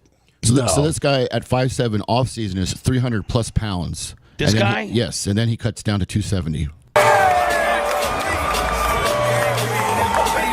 mean, that almost looks AI, doesn't it? Yes. I want to see Seth like this AI. God, his legs are huge. Jesus. Massive legs. And listen to this. You know how hard it is to get big legs because they're so hard to get big because you got to train. They're the biggest body part in your body, and I mean, aren't they? I'm doing twice a week. Some people do 3 times a week, and it hurts. And just you train legs to the point where you can't walk, and sometimes you really can't show a lot of growth in your legs because they're just so big and they're so hard to train. That's why everybody skips leg day. On a good leg day. The ongoing rib at the gym is everybody skips leg day. A lot of these junkies do, yeah. Which is why I make Danny do leg day first. Look at those. I mean, out of his entire, if you know what you're looking for, out of that entire body, look at those legs. Dr. Dan, could this guy wipe his own butt? Because it looks like he has no flexibility. Sure. Hell Yeah, he can wipe his own butt. Now, Dan, is this guy pretty? He might go from the front. But hold on. This guy probably is pretty flexible. Like, I'm sure that stretching and all of that is encompassed into his training. These guys his muscles get in the way of being able to reach around, too. So Lumbie's running about that. I mean, they can't even touch their elbows together. At 300 pounds, I can wipe my own ass. This guy can wipe his ass each which way he wanted to. Let's go, Nick! Man. Oh. God. Shredded. But look, Dan, are those veins? Yeah. Like, what vein is that that's got a big canard on it right there? Like, look at that. Like this one right here that I'm putting on the. Like, is this not hard to look at at all? This is the veins on his calves are a little much there. Something's going on. Yeah, what's all this? What's all that? It's just veins. I don't know if they're anything thrombose, but they're just veins.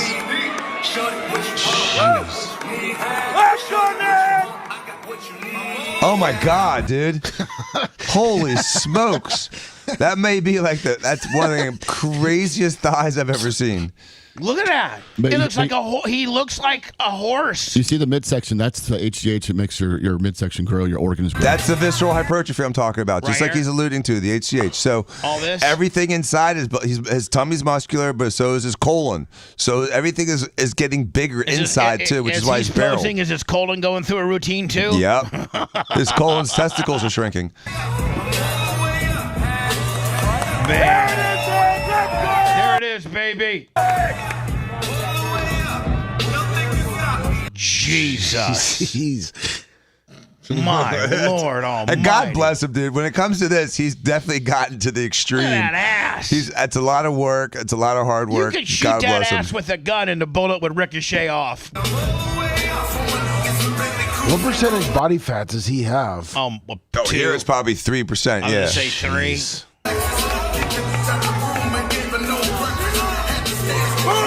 Damn it. Oh, man. Jimmy Cleavis is masturbating right now. It's like a tray of biscuits. Wow.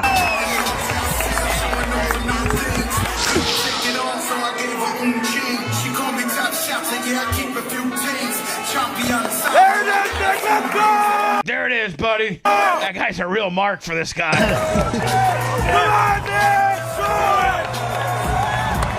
So Mach, is there anything that looks. Yeah, I know. It's again, it's a shed next to the Empire State Building, but right. Is there anything he's deficient on? Like, would you criticize anything here, Mach? Well, it's like, oh my God, his knee muscle sucks. Like Mach, like not that you're Johnny Expert, but like He if is. a really, like a real. His head could use some more muscles to match the rest of his Exactly. Seth said, "Sir, you need to. Your ears are a little bit look a little, and your forehead just look really weak. You need bigger forehead, jawline, and so Macho is there a glaring deficiency on this guy? Just his traps a little bit, but the biggest complaint they have from the judges and stuff, right and he's here? been fighting, is that he doesn't have that V shape, the classic V shape that they look for. Because his midsection is so big, but he's short, so he can't help that. Do you think he's got? You're right. His traps suck. Yeah, they do suck. Now his delts look great. Incredible. Biceps, triceps, great. Chest, upper and lower, great. But you're right, Mach. His traps are a little like a bitch. Not that like any of us have traps that even come close to that, but I'm just saying.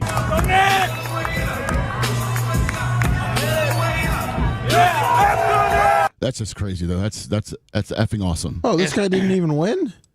He didn't even win? He got second. Yeah, because he doesn't have that classic look the judges look for. That's the biggest complaint. Like, if you look at him there, look at where he started from. Who won? Andrew Jacked. That's what I'm looking for. Wait, is that his porn name, or is that his name is Is that his government name or his lifting name? That's his stage name. Andrew Jacked? Yeah, Andrew Seth Jacked. changing his name to Seth Jacked next week. Max Jacked with 2 X's. I just sent you the. Hi, my name's Seth. I used to be Seth. Well, I've been boy, and I've been but now I'm Seth Jacked because I'm on a steroid cycle, and I'm gonna be a bodybuilder. This guy can't.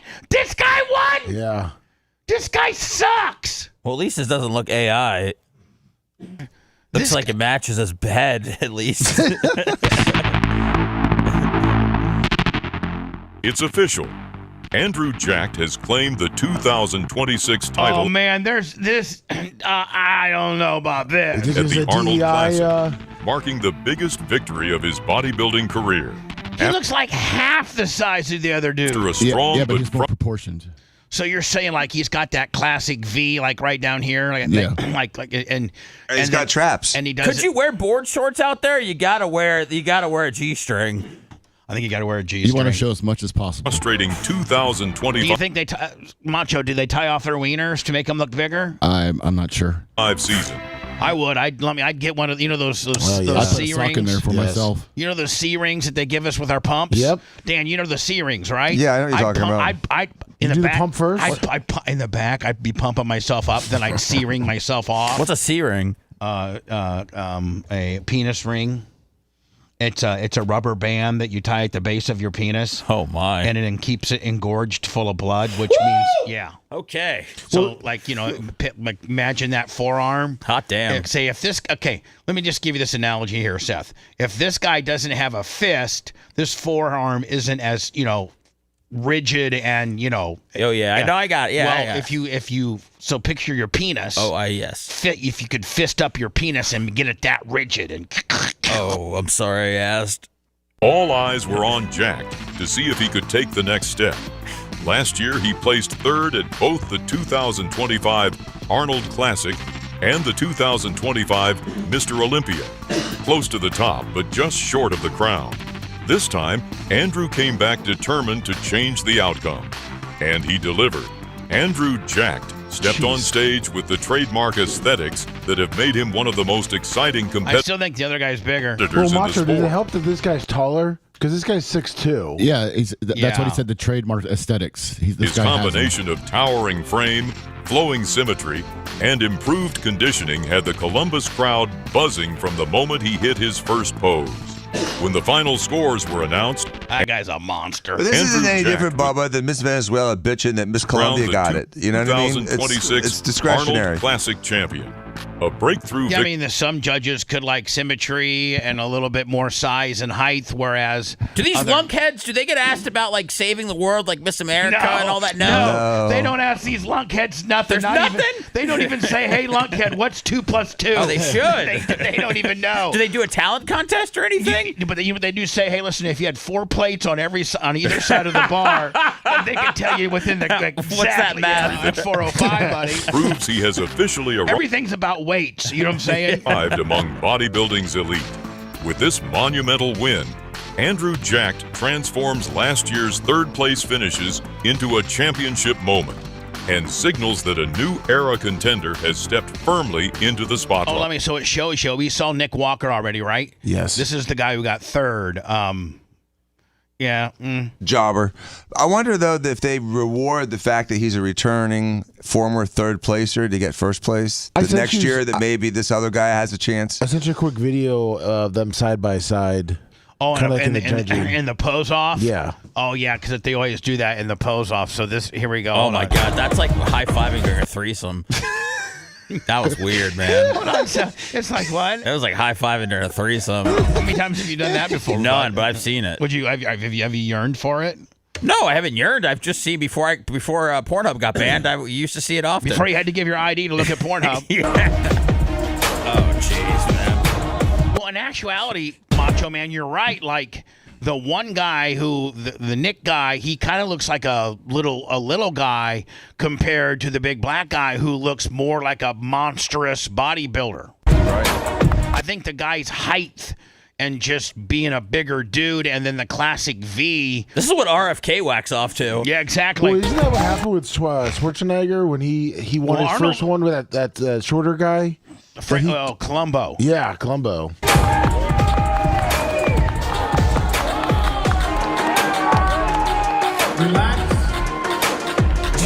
Relax. Yeah, you know what? Now I think the black guy should have won. Yeah, I mean, he looks better next to him. Now, He does. Now that you compare him, I think the black guy. I think the guy who won should have won. When we return, supposedly Logan Paul was calling out Le'Veon Bell. Oh, no, Le'Veon was calling him out. Oh, Le'Veon called him out in a $1 million boxing challenge. Of course, isn't Le'Veon Bell an NFL guy? Former, yeah. Former for the Steelers, right? Steelers and Jets. And the Bucks. What did he play? Running back. And he was wasn't during the years that he was a Steeler, he was just an absolute beast. Yes. Yeah. But then he kind of went downhill. Well, he held out for, I think, a year. Well, anyway, he wants to fight Logan Paul. Supposedly, Logan Paul used Le'Veon saying that he used a fake phone call to duck out of the $1 million boxing challenge, and supposedly the phone call was from like a WWE official saying that you can't get hurt or what have you, and Le'Veon Bell saying that it wasn't him on the phone and it's a fake phone call and he's a pussy. We'll do that next. If you liked that segment, then you'll definitely like the new redesigned BubbaArmyHQ.com. We'll be back to the Bubba the Love Sponge show after this.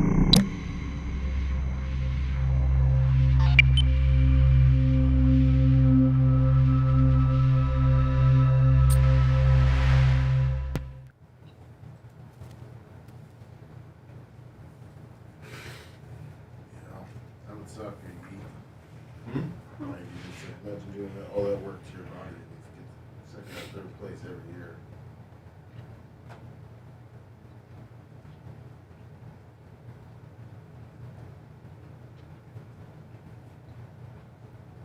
That would be annoying.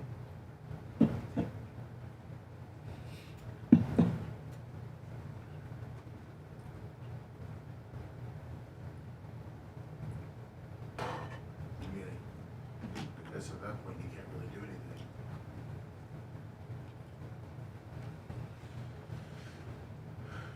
You're all in. T-shirt Will, 81 months. Thank you, T-shirt Will.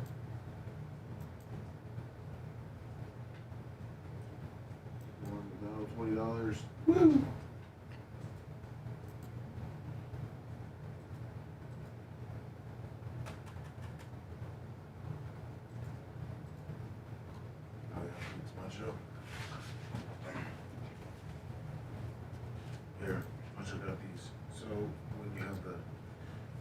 again. Oh, they're better. Oh, Bowens. Okay, much right now. Cool. Well, this is they're well, this is the broken one. Okay, this is really broken.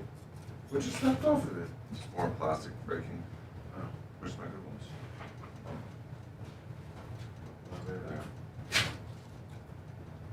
They're on right now? No. No. Yeah, these are on. These are on right now. Okay. I'll go to this one.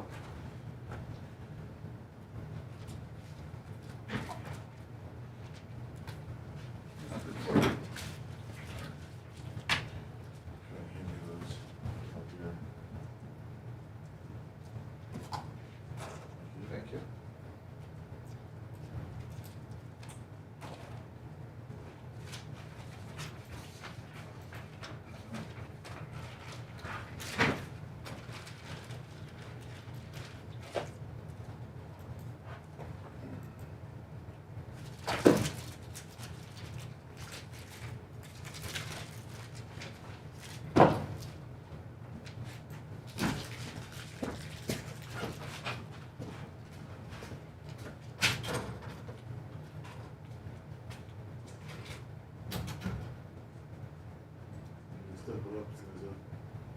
Step it up. Can't believe someone tried to kill Rihanna. What? Is that reported? Yeah, her house got shot up yesterday in Beverly Hills.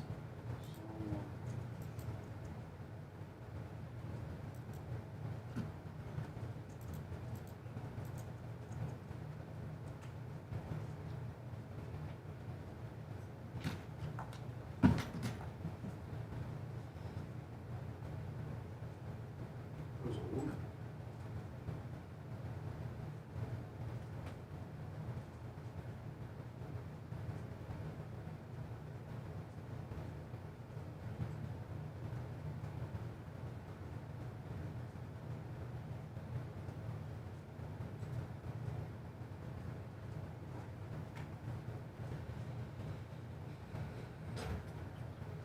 Is the World Baseball Tournament or World, whatever they call it, is it over? No, it's happening now. I went to the Yankees game Friday night. It was done like Aaron Judge. Yeah. Yeah, all the good players are gone. Yeah. So how long does it go?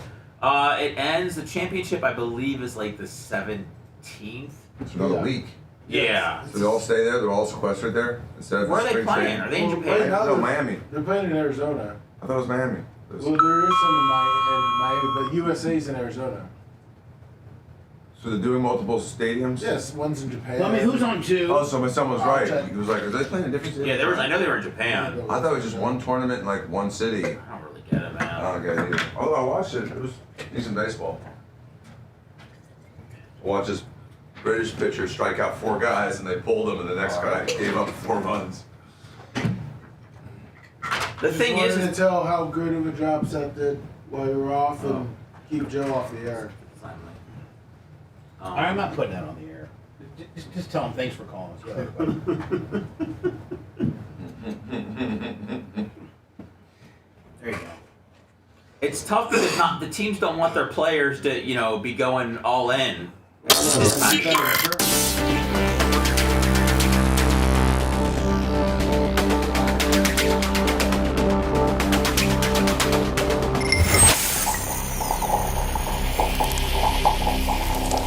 If you need anything with regards to homeowners insurance underwriting and claims, real estate and surveying, mapping and surveying, capturing high-resolution imagery, property management, construction progress, material management, weekly or monthly, and you need PPE verification for active construction sites, whether it's a wedding or a party, let 86drone.com capture your special moment from the air. 86drone.com can handle any projects, any size, weather permitting. More information, 86drone.com. Tell them Bubba Army. What is there not to like about the show? Bubba the Love Sponge. Guys are awesome, and I love the sponge. The show's cool. It's real, man. He makes me laugh my ass off every time I listen. I'm a full trucker effect, man, so it gets me through the day all the time. Bubba the Love Sponge. You're listening to the Bubba the Love Sponge Show.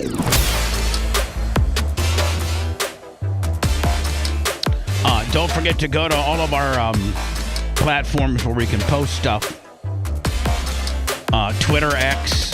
Which, by the way, Ronnie, the limo driver, listens to the show via Twitter X every day. Even when he's on the air with Howard, when he gets off the air, he listens. He does not miss a show. You know, I had dinner with Ronnie and his lovely wife Stephanie and all of his friends. One of his friends, Lummy, is a veterinarian. Oh, really? Who is from Leesburg, Florida, and he came down, to Giggle Waters, which is owned by our good friend Richie, who used to be, obviously worked for the Howard TV staff, and so Bella was supposed to go in for this procedure. Bella, my little rescue pit bull, and she had broken a nail. Ooh. And this doctor, I'm not going to mention the doctor who it is or anything like that. And when it first happened, the doctor suggested they kind of like super glued the nail, thinking that might help it, but it didn't. And so Erica took her back to this place, the veterinarian place, and they were going to have to do like a remove the nail amputation kind of deal. And so we were explaining that at dinner Wait, was it a nail removal or they had to amputate the paw? No, just nail removal. Okay. Oh, it's not going to be like a little wheelbarrow. Yeah. No. Like to just amputate, or I should say take out that particular nail, which was like one of her middle nails. Mm-hmm. And so I been telling Erica, I love her to death. I do, but she's a little bit of a hypochondriac when it comes to the dog. Like if the dog, she's a hypochondriac. Like the dog, so the dog's not showing any indication that, like, Dan, it's not limping. Mm-hmm. It still runs like it doesn't favor it.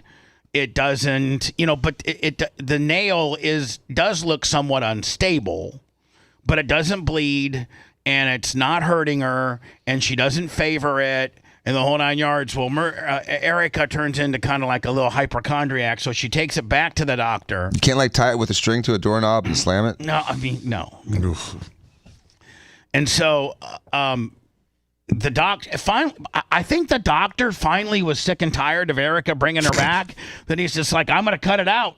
Oh, so that's extreme. So we're having dinner with Ronnie and Richie and all of their New York friends, and then one of Ronnie's and Stephanie's friends is this guy who used to be in New York with his wife, and he is a big-time veterinarian in Leesburg. And so Erica is explaining to this veterinarian what, Bella is supposed to have this procedure done tomorrow. And so, and it's like $1,000. And so the guy's like, what? So I instantaneously see where the guy is going with it. I'm like, yeah, I don't know what his name is. Let's just say his name's Fred. I'm like, yeah, Fred, can you believe it? They're going to cut out this nail, charge me $1,000. The dog doesn't favor it. The it's not sore to the touch. You can grab her paw and she doesn't, pull away. Like, to me, it seems like this is extreme. And he goes, please do not take that dog to that veterinarian. Please take I know it's a little bit of a drive over to Leesburg. Come to my veterinarian place. I can fix that nail. I can fix that nail in less than a minute. It's like name that tune. But listen, Leesburg's not that far from on the way to the track, right? Like isn't it just south of the track? Yeah, but I'm not going to the track until Friday. Oh. And she has something to do on Friday, so I may be going to the track by myself. So she, basically left this morning at 6:00 to be his first patient at 8:00, which isn't that far of a drive. Hey, listen, to save $1,000 and to not cut her nail out. Yeah. And he was like, Matt, he's like, what? The guy's going to completely amputate and completely take out this particular nail? And I'm like, yeah, can you believe it, Doc? $1,000. He's like, I can handle that in 15 seconds. He said 15 seconds. So, Dan, I think he takes like a grinder and maybe grinds the dead stuff away down to maybe where the healthy nail bed is, and then maybe wraps it up and puts some Silvadene on it. I don't know. I don't know, but obviously there's more than one way to proverbially skin a cat, and you want to try to use the least invasive, least aggressive way of doing it, and to charge $1,000 to pull a nail is just ridiculous. $1,000, they're going to put an Elizabethan collar on her and wrap her paw all up and all this kind of stuff. And I'm like, Doc, at dinner when we're over there, at Giggle Waters, I'm like, Doc, you don't even understand. She can run. She doesn't favor it. You can pick it up. It's not. A dog will tell you when something's hurting on them.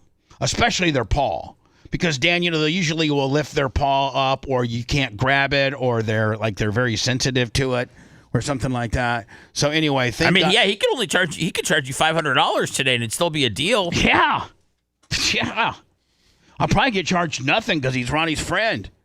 So I forgot I didn't even really think about it, but I'm going to call Ronnie today. He's still in town. Oh, nice. And I think he's in town clear till Wednesday. But I never, because I kind of know the answer to it, because I don't think Howard likes his guys going on other shows no matter what, even if it's somebody who formerly used to work for him and is still in good standing. So I'm going to offer Ronnie if he wants to come in on, because they're staying in Tampa, downtown Tampa.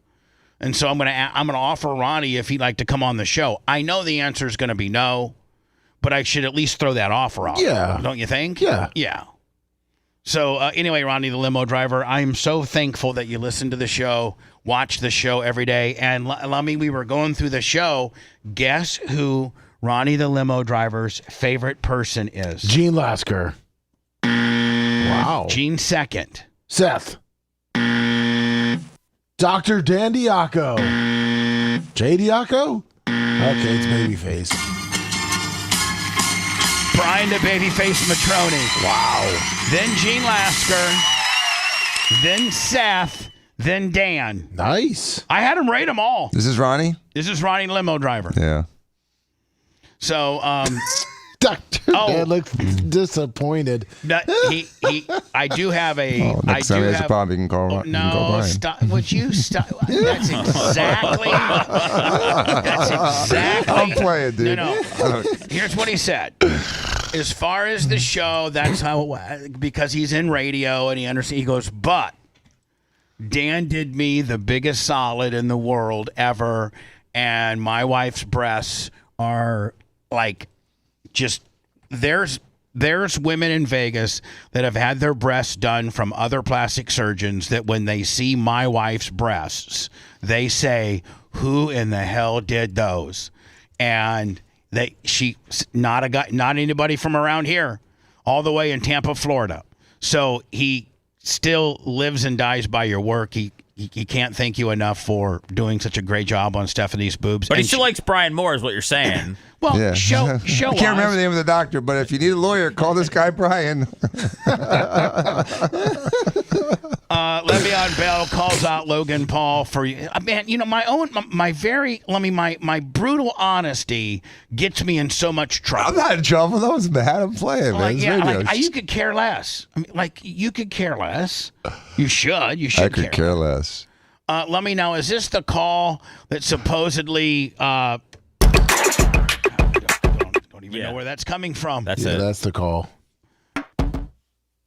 This morning, we are learning more of a disturbing story on the First Coast. Police are now charging a Palm Coast woman. I'm literally trying to find out where this is coming from. A welfare check was requested. This morning, we are learning more of. Pantera, I don't know if you listen to the show, but you've got to send less, my friend. But Pantera's getting blamed for the audio issues there? No, but I'm just saying. Let me. If you I sent him an email this morning. Let me just show you. I'll just show you. This is how many boxes I got. 1, 2, 3, 4, 5, 6, 7, 8, 9, 10, 11, 12, 13, 14, 15, 16, 17. A bunch of these are things like 18, 19, 20, 21. So, you send me stuff and I'm like, oh, that's great. I want to watch. But I almost have to have you guys almost have to be my filter. Because I like them all, but I don't get to any of them. Or not a lot of them, at least. If I had less to choose from, I'd get to them. Anyway, is this the phone call that Le'Veon Bell is saying is a fake? Yes. I click on it. Now I get to click Willie's. I have the worst luck ever. Okay, here we go. Hold on. There's a big time call. What's up, Chris? There's a big time call. Stop. Why? Can I ask why? Well, I mean, one, we don't want you to get injured. Bro, I'm not going to get injured. These guys can't box. I know, but it's just unnecessary risk. Like, you don't know if you slip, you fall. I mean, you don't want to risk any No, Chris. I get it. I know you're not. We appreciate all the hype, right? But here's the deal. Even if this is a fake phone call, but let's just say it's not. Let's say it's a real phone call, and it's a real WWE spokesperson that can make the call to tell Logan Paul that he can't take the $1 million fight with Le'Veon Bell. Well, they got a lot of, they just signed you to a contract. You're a pretty good worker. You're a good draw.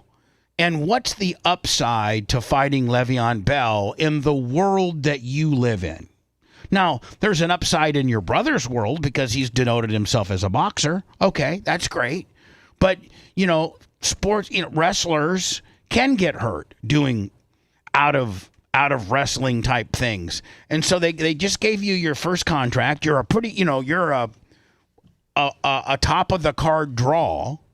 They don't want to see there's and here's the deal. What if the guy beats your ass?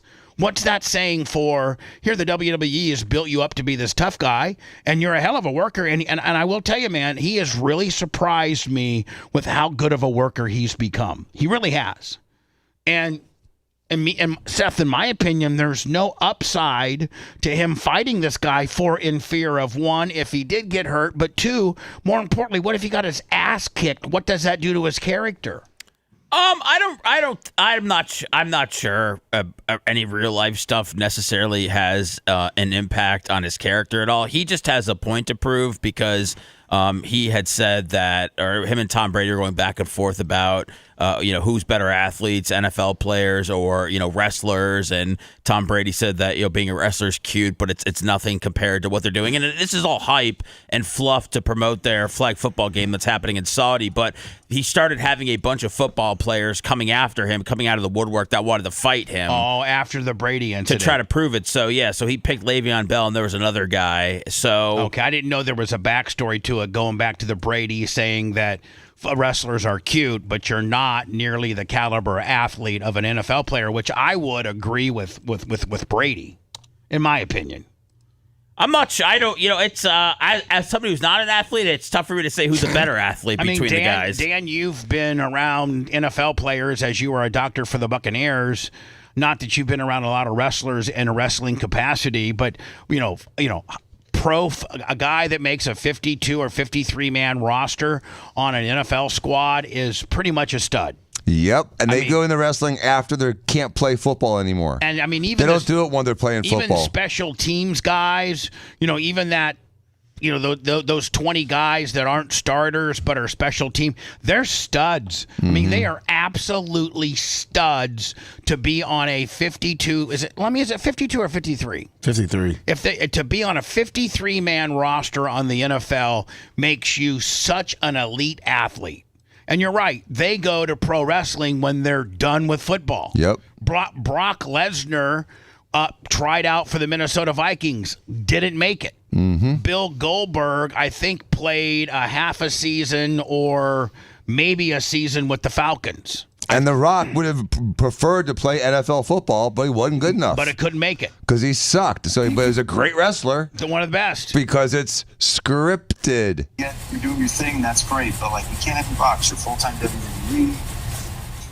Chris! It's not, dude, these guys cannot box. They're football players. There's no risk. And Bubba, you're right. The WWE doesn't want to invest all this time, effort, and money into this douchebag and have him hurt himself or do something stupid. It's a lose-lose. Exactly. It doesn't do anything to help. All he can do is hurt himself. He's either going to win a fixed fight or get his ass kicked or get hurt. Either way, it's taking from WWE dollars. It's taking from the amount of time and money that they've invested in getting this guy to the level that he is, that he's an elite level athlete for the WWE, so there's no upside to them at all. None. You feel that way, that's why you are who you are, but we are trying to eliminate that risk and look out for you.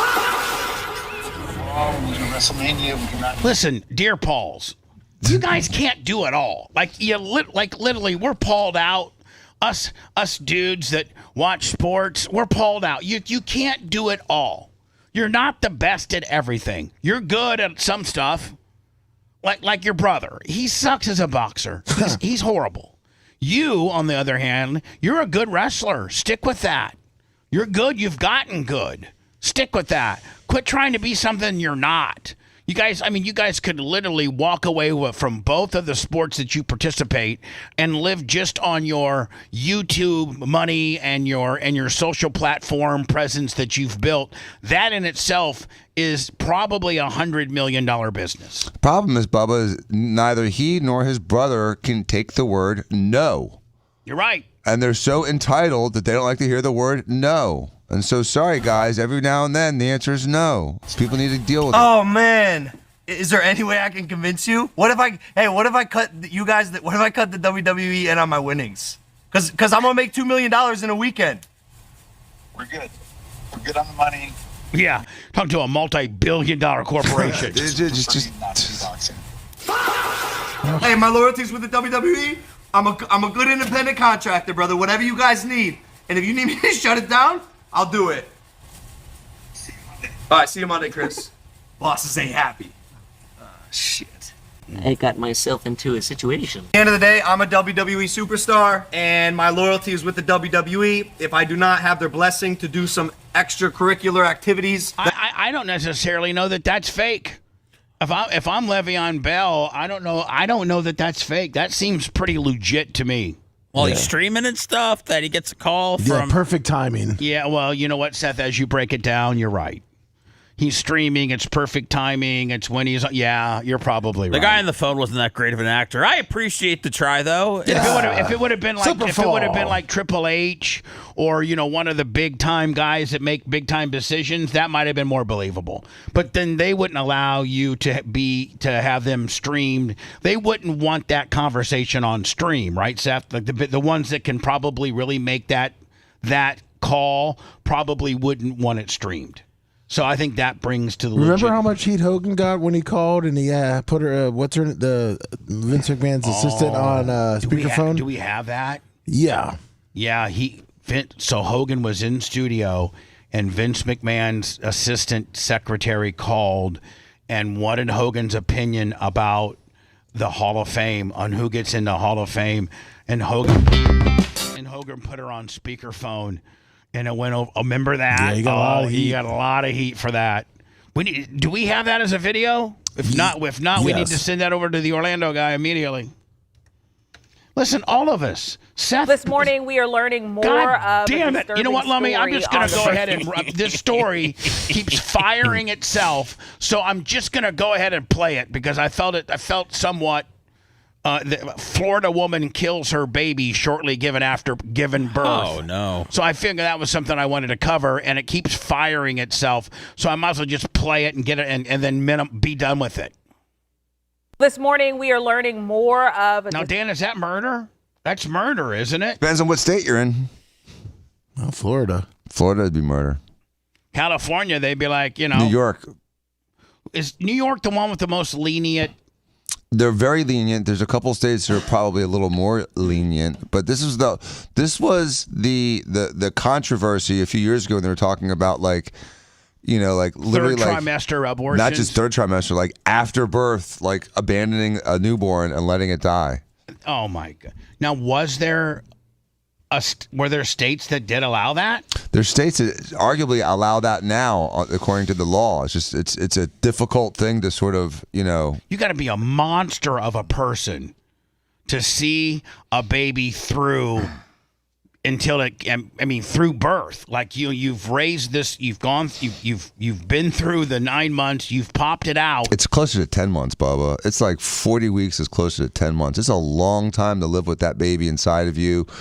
Kicking, breathing, making noise, and then you finally bring it to term, you finally deliver it, and instead of going to a police station or going to an adoption agency or a fire station, you let the baby die. You are a frickin' monster. You're a murderer. And you should be in jail. You're broken. You should never be allowed to get pregnant again. I don't know why all of us, Republican and Democrat and Independent, cannot just come up with a number. 22 weeks, 23 weeks. And the Republicans deal with it because they want to lock it down to 0 to 6. And the Democrats deal with it because they want to open it up till the day the baby to 40. To 40. And we just realized that between 0 and 40 is 20. And I can live with that. Why can't cooler heads prevail and we compromise and say 20 weeks gives a person plenty of time to, because at that point, Dan, somebody can't say, well, I didn't know I was pregnant. Because at 20 weeks, you should know. You know. And so, why can't we just come up with that? I don't think there's a compromise because people are either for or against it. I don't know if there's a middle ground of agreeing to a certain amount of weeks. I feel like if you're against it, you're against it. But that's the problem in itself is that we'll never for the rest of our lives and probably your children's lives, we're always going to be fighting over this matter.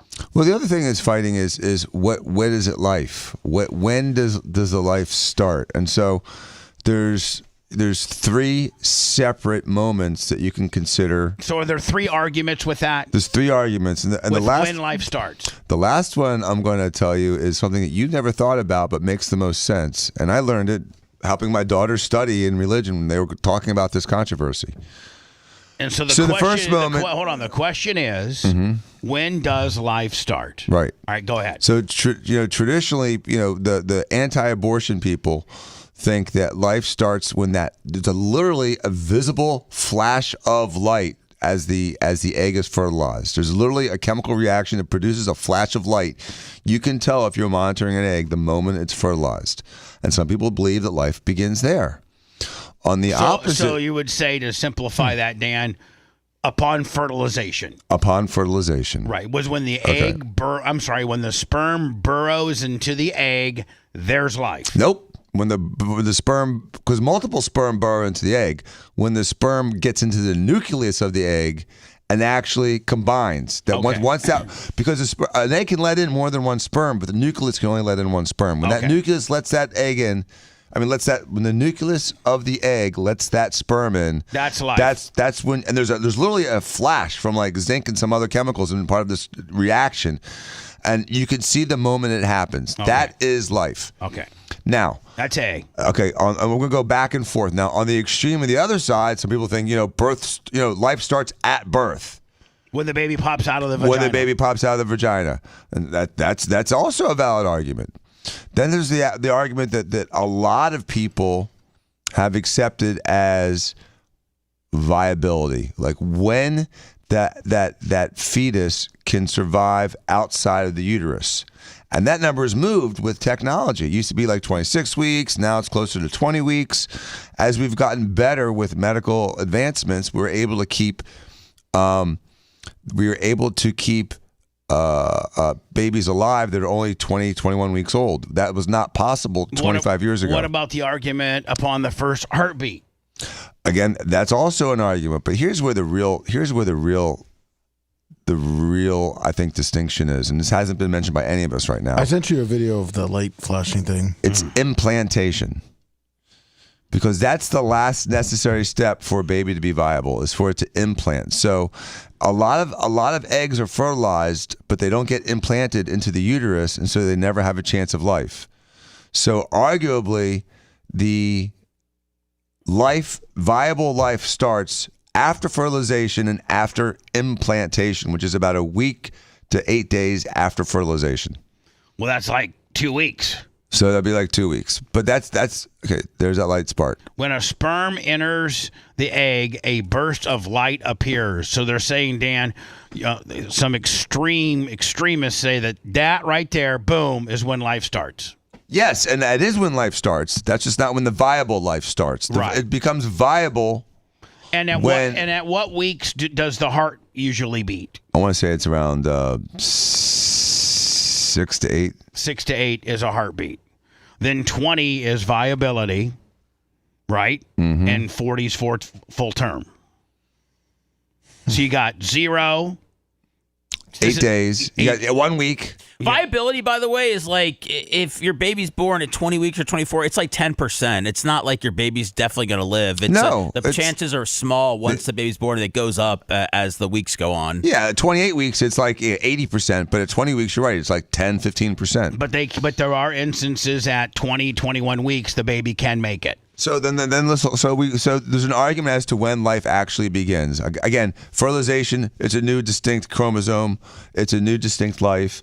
Has no chance of survival, 0 chance if it doesn't implant. Once it's implanted, then now it's an established chance of life.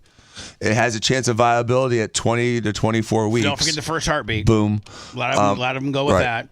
But I think that if you look at it from a practical standpoint, because again, I do believe that I don't think that life should be absolutely 100% protected at fertilization. But the practical answer, Bubba, like you said, is 20 weeks. Because if you have what you think is a normal pregnancy, and then you get that 14 or 16-week ultrasound, and all of a sudden now we got a problem, we got a flag, we got to look at this a little more closely, that gives you 3 or 4 weeks to figure out if you have a pregnancy that you want to take to term because there may be a significant risk or evidence of a birth defect. By 20 weeks, usually in that 12 to 19 week era, is where Downs is gonna wreak it's gonna show its ugly head. Cleft palate, just a lot of different things that could potentially make a couple think again about maybe having this baby that's going to be, not a normal, healthy child. It's going to need, probably maybe healthcare, maybe assistance for the rest of his life. And I think parents, and listen, I'm not saying everybody should agree with me right now because this is 50-50 at best as to whether you agree with my opinion. This is strictly my opinion. If you hate me for it, I'm sorry. But I'm saying that parents, let's say at 14 weeks, they find out their kids are going to be Down syndrome, and they may not want that burden for the rest of their life. And if it's 20 weeks, they have an option to try again. Whereas if it's not, if you're in Florida and it's 6 weeks, you don't have that option. You have to take that baby to term, and now the baby could be potentially problematic and be a lifetime of health care.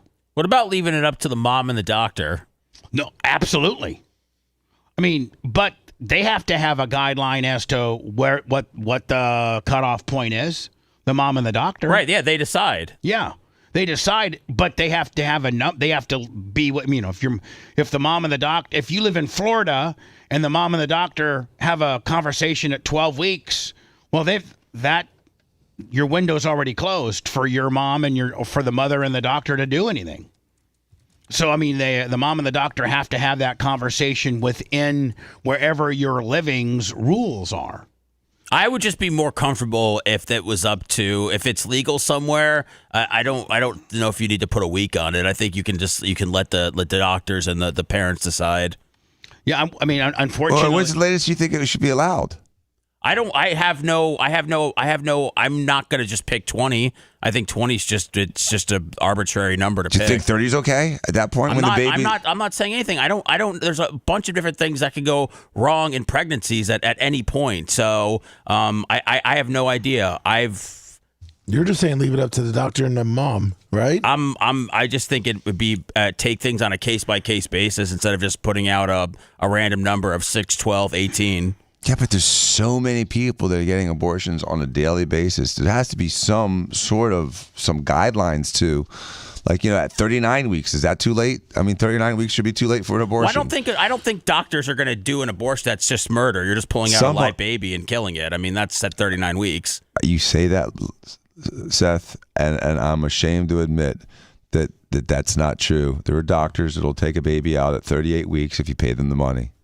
And they don't care, and they support that. Here's the deal, There's man. doctors that will do that. There's no right or wrong answers. I'm catching crap for somebody saying if you would terminate a baby for a cleft palate. I was only thinking of things that could go wrong. I'm not saying I would necessarily do that. Somebody was calling me a monster. Listen, you know what? At the end of the day, it's my baby. It's me and my significant other's baby. I mean, it's some people abort a baby just because they don't feel like having a baby. So a cleft palate's just another reason. I mean, some people just say because I got a job, I just got a new job, I don't want a baby, and they'll abort a baby. There's 1,000 reasons. There's a million reasons to abort a baby. I'm not even getting into my abortion history. I'm just not. It's unnecessary. It's unnecessary. But there's a lot of reasons for abortions, and so you can't just tack on the medical reasons. They have to remain legal, and we will always fight over the parameters there within, period. That's just, they're always going to be legal somewhere, some way, somehow, shape, or form. You may have to travel 5 states away, but I think it's, at the end of the day, no lawmaker can take the place of a woman and her ability. She's the one that, at the end of the day, it's her choice. It's a woman's choice. It's the woman that has to carry that baby to term or whatever. It's whatever she wants at the end of the day. Not what a lawmaker wants, not what the Supreme Court wants, not what Seth, Bubba, Dan, Macho Man, what we want. It's what the woman wants. Consult with her doctor. That's the answer.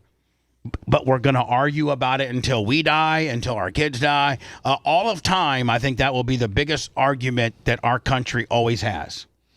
Well, the other thing is we don't want moms doing this in the backyard because they can't find a place to do it. No. That's a problem too. And so underground abortions shouldn't be a thing. And, one of the nice things, Bubba, that's different about today versus when we were, young men. My mom would have got an abortion if it was legal when I was around. And now it's just a few pills. They just give them a handful of pills to take. And, up to 4 or 5 weeks after your fertilization, that works. And so you're not having to go and get the an invasive procedure that causes a lot of trauma, psychological and physical trauma. They just give you a pill now, and the baby's bye. You may bleed for a few days and it's done. Ranger knows that. Oh, Lummy, I had to. Of course. I've been trying to get this story ready, and I had it all ready to go, and then it timed out. And then I'm ready. I hit it, and then it gives me a Granger pre-roll. Son of a bitches. This morning, we are learning more of a disturbing story on the First Coast. Police are now charging a Palm Coast woman in the death of her newborn baby after a welfare check was requested. Investigators arrested 20-year-old Annie Mae just 24 hours after she gave birth. Chief Deputy Joe Barley recounts the moments that led up to the baby's death. She goes to the bathroom. She thought she just had cramps, pains, and then she goes into labor and delivers a child. She sees it in the toilet, leaves it there, watches it, hears it cry, and waits until it stops crying and moving. She hid the infant in a duffel bag in her closet and went about her normal daily routine. Well, the woman is now charged with aggravated manslaughter of a child and is being held without bond in the county jail. Under Florida's safe haven law, anyone who can't care for a newborn. They got special boxes. Yeah, at the fire station. Can surrender the baby at a fire station or a police station or a hospital. And no questions asked. Like, you don't have to, When I started my tell them anything about who you are, who the baby is, where you're coming from, nothing. You just put them in the box, then you hit the button to let the firemen know that there's a baby in the box, and then you hit it. That baby was 3 pounds, 8 ounces. Low chance of survival. I mean, born but prematurely? I think that's the right call. I mean, she murdered that baby. I mean, once you pop it out, it's your responsibility. The rules change. Once you pop it out, the rules change. Mm-hmm. Absolutely. If you want a deep dive into the Bubba the Love Sponge show from the past, go to BubbaArmyHQ.com. We'll be back after these words.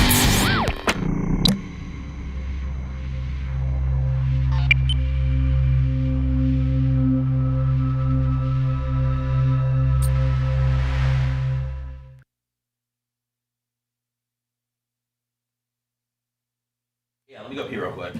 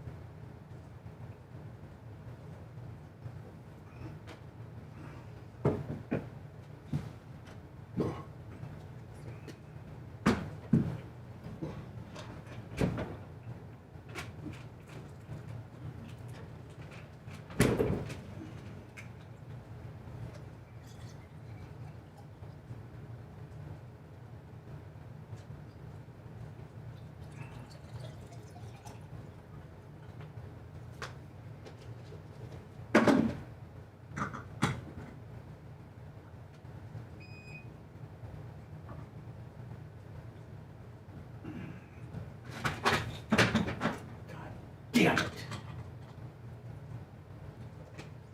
Fucking bullshit.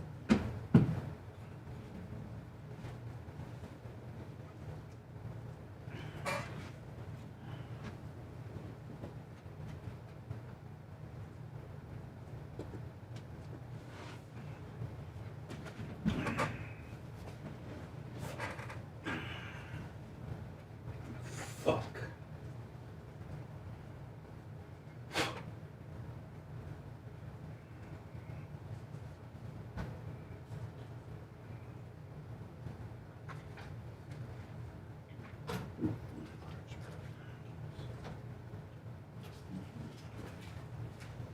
Fucking.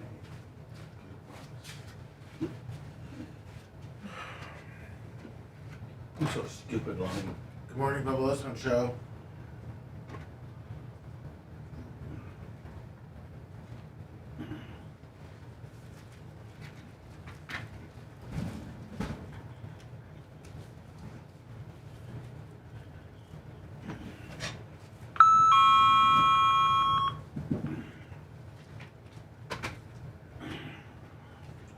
Yeah, I think I know what you're talking about. Let me get it. I'll send it over to Bubba. Perfect, man. Thank you.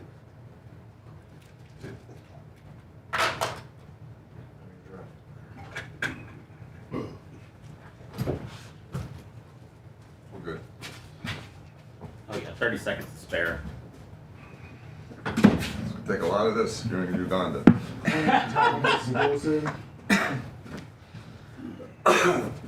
Dan wants his tax money to finance a gay pride parade in Uganda.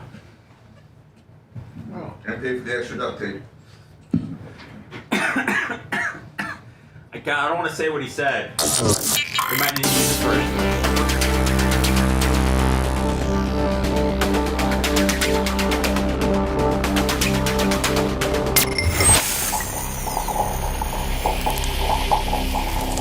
Yo, we're back.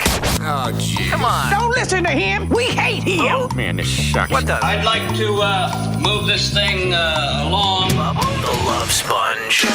Back, despite overwhelming public disapproval. It's the Bubba the Love Sponge Show. It's the real New York Yankees taking on the real Baltimore Orioles. It's the third week of spring training, which means that's when they're starting to dial in their rosters. It's happening Friday, March 20th. First pitch at 6:35. And we have a Bubba Army section. Usually that would be $80 for the seat, and then the hot dog, the soda, the water, the beer, and then the access to the private bar to get more of that stuff if you like. Go to our Facebook, go to our X, go to our Instagram, go to our TikTok. You'll see it.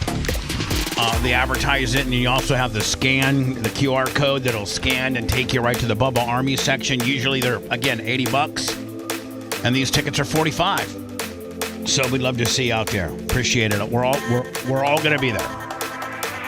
Dan, have you heard? And I was waiting. I had this last week, but I was going to wait for you to get. I think I got it late in the week, and that is, you're very much, probably half of your business is skincare, or a large portion of your business is skincare, whether it's Botox or Morpheus or a nose job or a facelift or an eyebrow lift or whatever. Have you heard anything about the salmon sperm facial?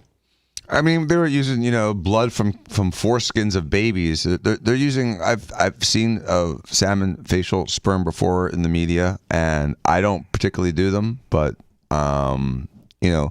anytime that you inject things with growth factors into your face, you could be helping or hurting. But it certainly could be therapeutic. I don't know if they're injecting. It seems like some Hollywood thing, Dan. I mean, is this something that happens in other states in California? I mean, how do you even figure out what salmon sperm is good for? When do you even start running the experiments? Well, these bears look really young. Yeah. I mean, they're not aging.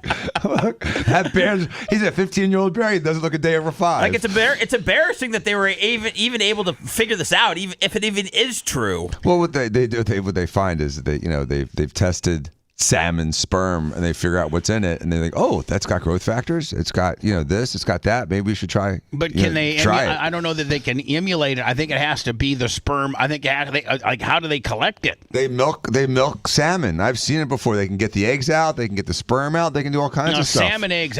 Is that like a donkey show, or you can see that at really anywhere? No, you can watch videos of them getting sperm and getting eggs out of salmon. That's going to be Seth's new niche on YouTube: salmon milking. You can milk salmon. Seth, what were you watching? Yeah, Some old Dick Buckus seen it tape? before? Yeah, I've seen I was video of it. watching salmon milking. Yeah, you can put it on a video of it. I'm sure you could. Yeah, no, it's very very. Let me send me one right now. It can't be porn. porn. It's fish. No, it's not. Yeah, I mean, it can't be like we're going to get in trouble. We're going to get banned forever. It's fish. It's you're milking. You're getting the eggs out. Now, doesn't I've seen them like harvesting the eggs is easy to see, but you can also see them harvest sperm before. I've seen videos of both.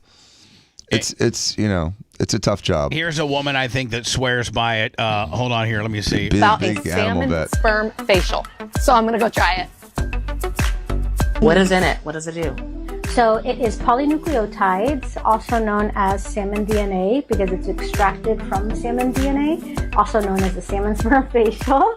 That's going to help with any kind of cellular renewal. It's going to help moisturize your skin. It's going to help with fine lines, tone and texture. It's going to help stimulate collagen and elastin, as well as it has packed advanced peptides. To me, it sounds like the machine that Dan's got at his office called the Morpheus machine.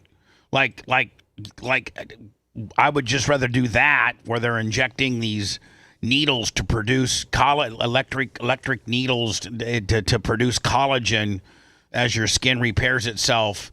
To me, Dan, like this seems like kind of a nothing burger compared to something that you got that I know really does work. But what they'll do is they'll take things like this and they'll combine it with like micro needling.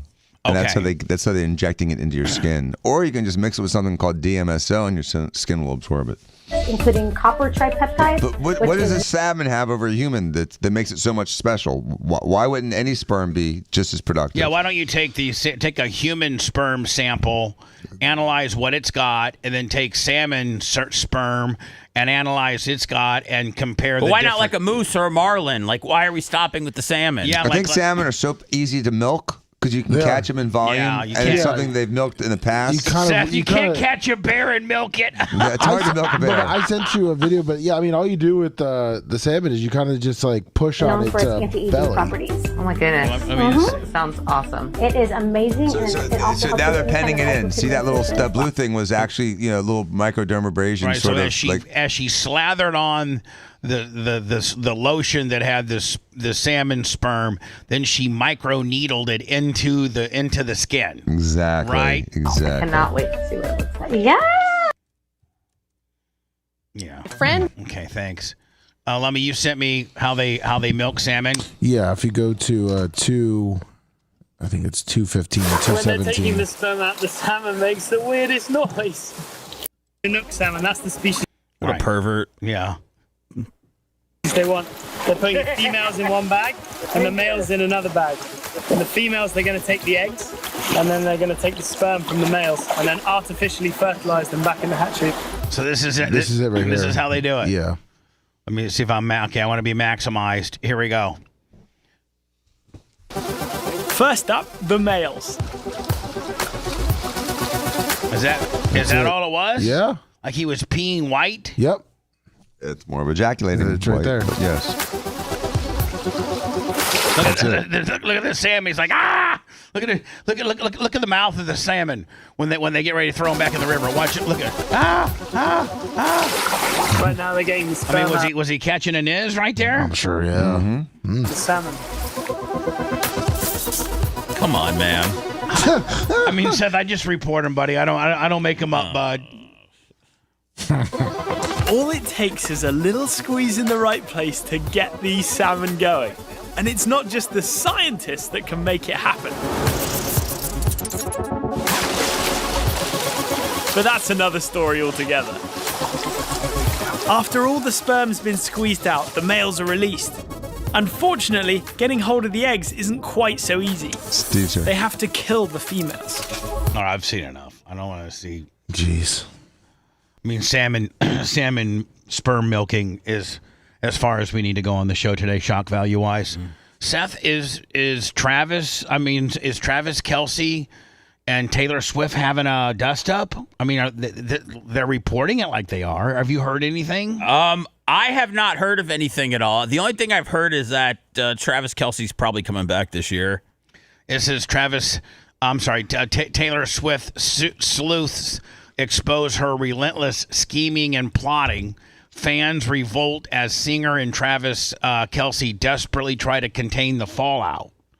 Now, that's kind of open-ended. Like, are they having a fallout, or are they trying to just be very private and the fans are mad about that?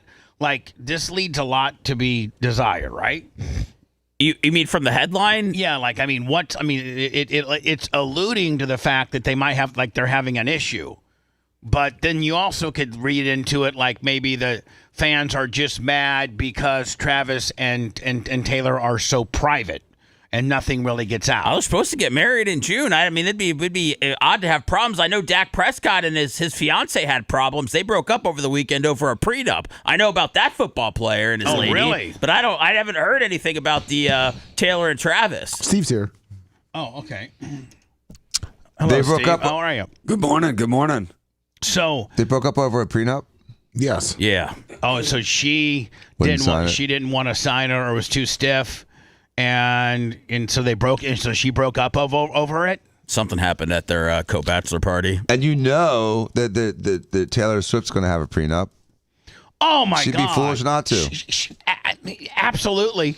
And Travis Kelce should have no problem with signing it. Right. And most successful couples with both, especially when both make money and have made money for years, have a prenup. It just defines where things were before the marriage and gives everyone a clear understanding of what the expectations are if the marriage fails. Well, and it ends up usually saving money because things are laid out in the prenup that you normally would have to usually fight, argue, or get deposed over, right? It saves 2 years of fighting. Oh my gosh. I've been handling 3 divorces of my friends in the last 2 years. You're the prenup whisperer. And 2 of them had a prenup. They're done very quickly. I had a prenup and it was the best ever.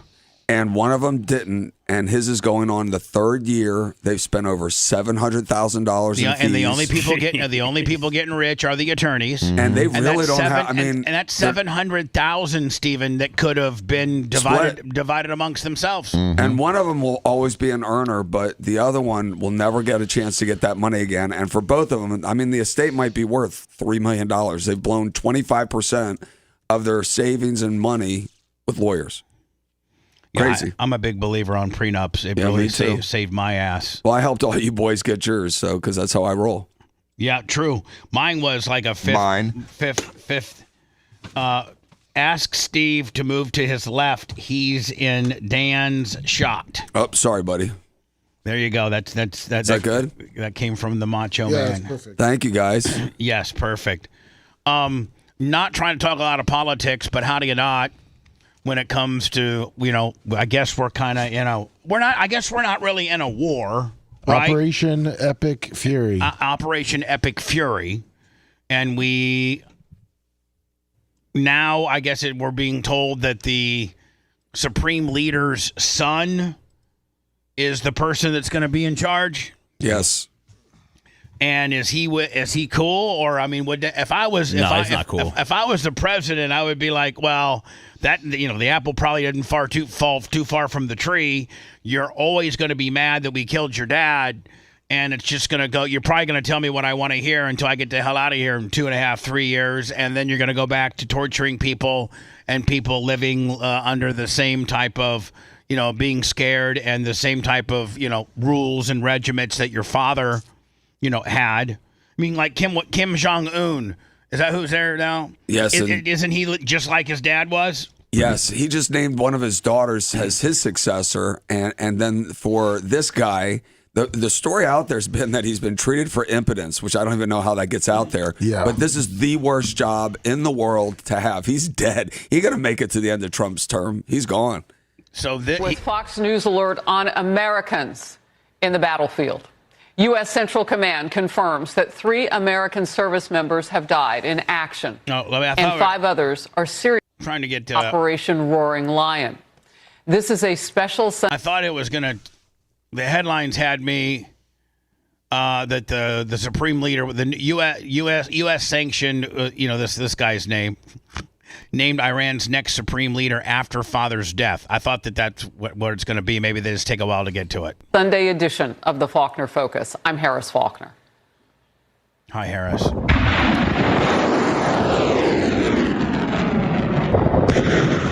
Those are U.S. missiles launched in the opening phase of the operation. Israeli officials confirm strikes have killed more than 40 senior Iranian. So you know what? I could actually be right on time and go into words and actually find out where they break this part down. You sent this to me, so maybe find out where they break down the part where his son supposedly is going to take over. Now, has Trump had an opinion about that? That ain't going to happen. I think he said nobody's taking over until they run it by him first. Is that how it's going? I heard, yeah. He also realizes, just like you said, Bubba, that he's going to rule just like his dad ruled. There's no reason to think anything otherwise. And so he wants to take it away from a sectarian government and turn it more into a secular government so that they have actual human freedoms. Yeah, but if they do an election, which I think that's probably what you need to do, right? You need to do an election. Ideally. But couldn't even be very shady and intimidated? You could be intimidated on who to vote for. I tell you what Trump said about him. Yeah, unless they elect our puppet, we're going to be pissed. All right. Let me do words, and I'll get all that you sent and find out where this part is, okay? Sounds good. You're listening to the Bubba the Love Sponge Show. If you want 24/7 on-demand Bubba and the crew, go to BubbaArmyHQ.com. The Bubba the Love Sponge Show will be back after this.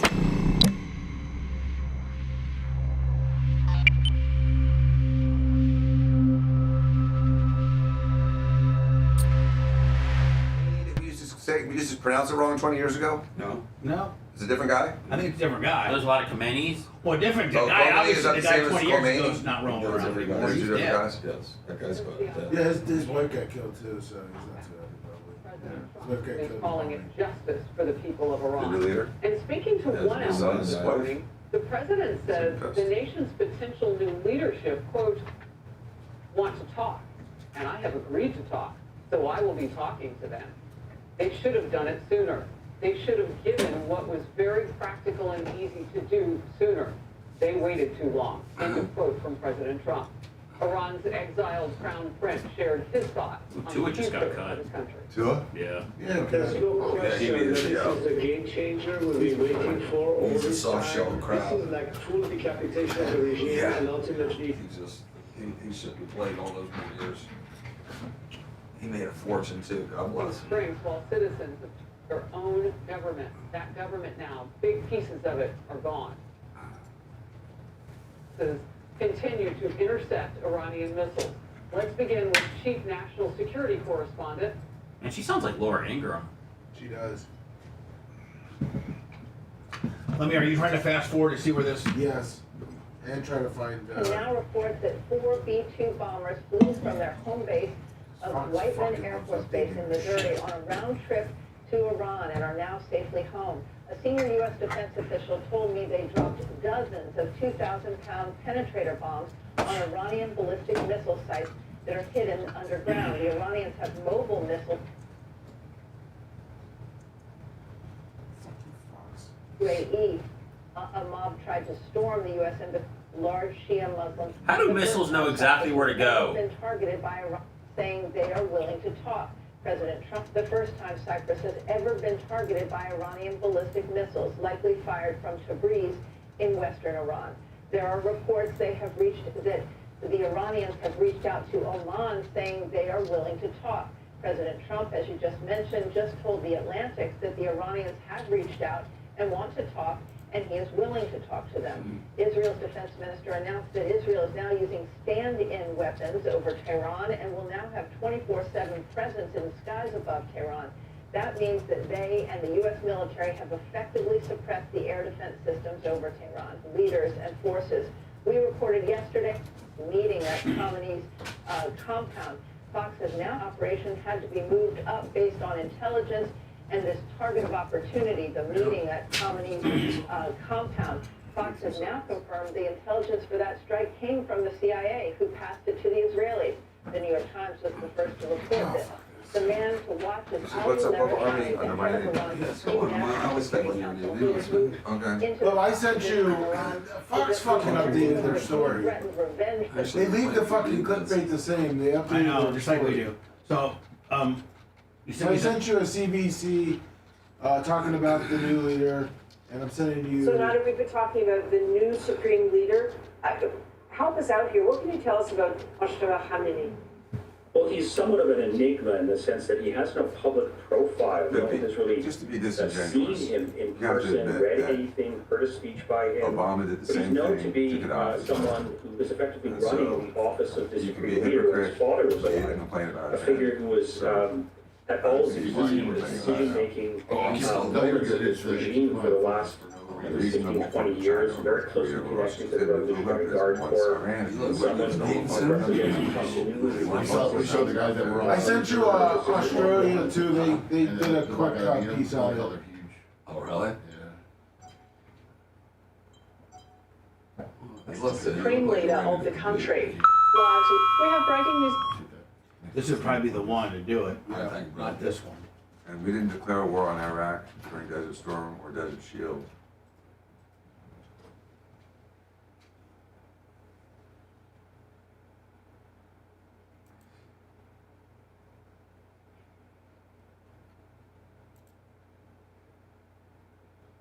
I don't believe we ever declared war during Vietnam, did we? What up, Robbie?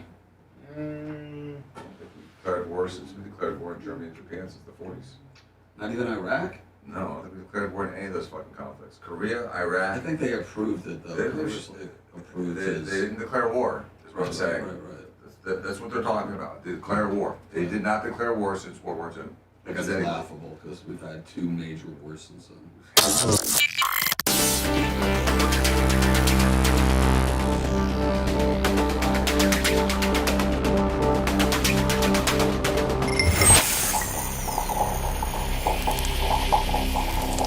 Tired of paying sky-high cable TV bills? Sick of juggling endless streaming subscriptions? There's a better way. Go to getabox.com. With Get a Box, you get every channel, every game, every movie ever made. Watch local and national channels, live sports, all your favorite movies, and much, much more. This isn't another subscription. It's a one-time purchase. No contracts, no fees, no nonsense. For a limited time, use promo code BUBBA at checkout for $25 off any box. That's getabox.com, promo code BUBBA. I apologize for interrupting your regular program. Yo, Power Hello. Should hit these with everything we got, sir. Living vicariously through his bizarre world. Imagine how much protein's in my body. This is the Bubba the Love Sponge Show. So I just got a text from the merch crick, and with a picture of Bella, and says all fixed. Took less than a minute. Nice. Oh, that's great. I thought you meant my Bella. I'm like, what? Hold on. I heard about the dog. I heard. So hopefully I'll see Bella later today. She'll be good. Yay. Rich Crick can give me the information. So let me this. I really honestly like the BBC and Australian TV. Sometimes I like on the Get a Box. You can find those things, and I watch them because it really is a refreshing perspective on our news. CNN covers it one way, Fox covers it another way. Listen, they all have their agenda, regardless of if you talk about American television. They all have a lane that they stay in. And if you watch the BBC or you watch Australian TV, a lot of times they legitimately are down the middle. Like they legitimately just give you the news and then you figure out what side you want to be on, which I find refreshing. And I think this comes from Australia and them talking about, who potentially the new leader is, correct? Yes. We have breaking news now in the Middle East. Iran has announced the next supreme leader of the country. Live to Lauren Tamazi in Washington, D.C. Lauren, what more can you tell us?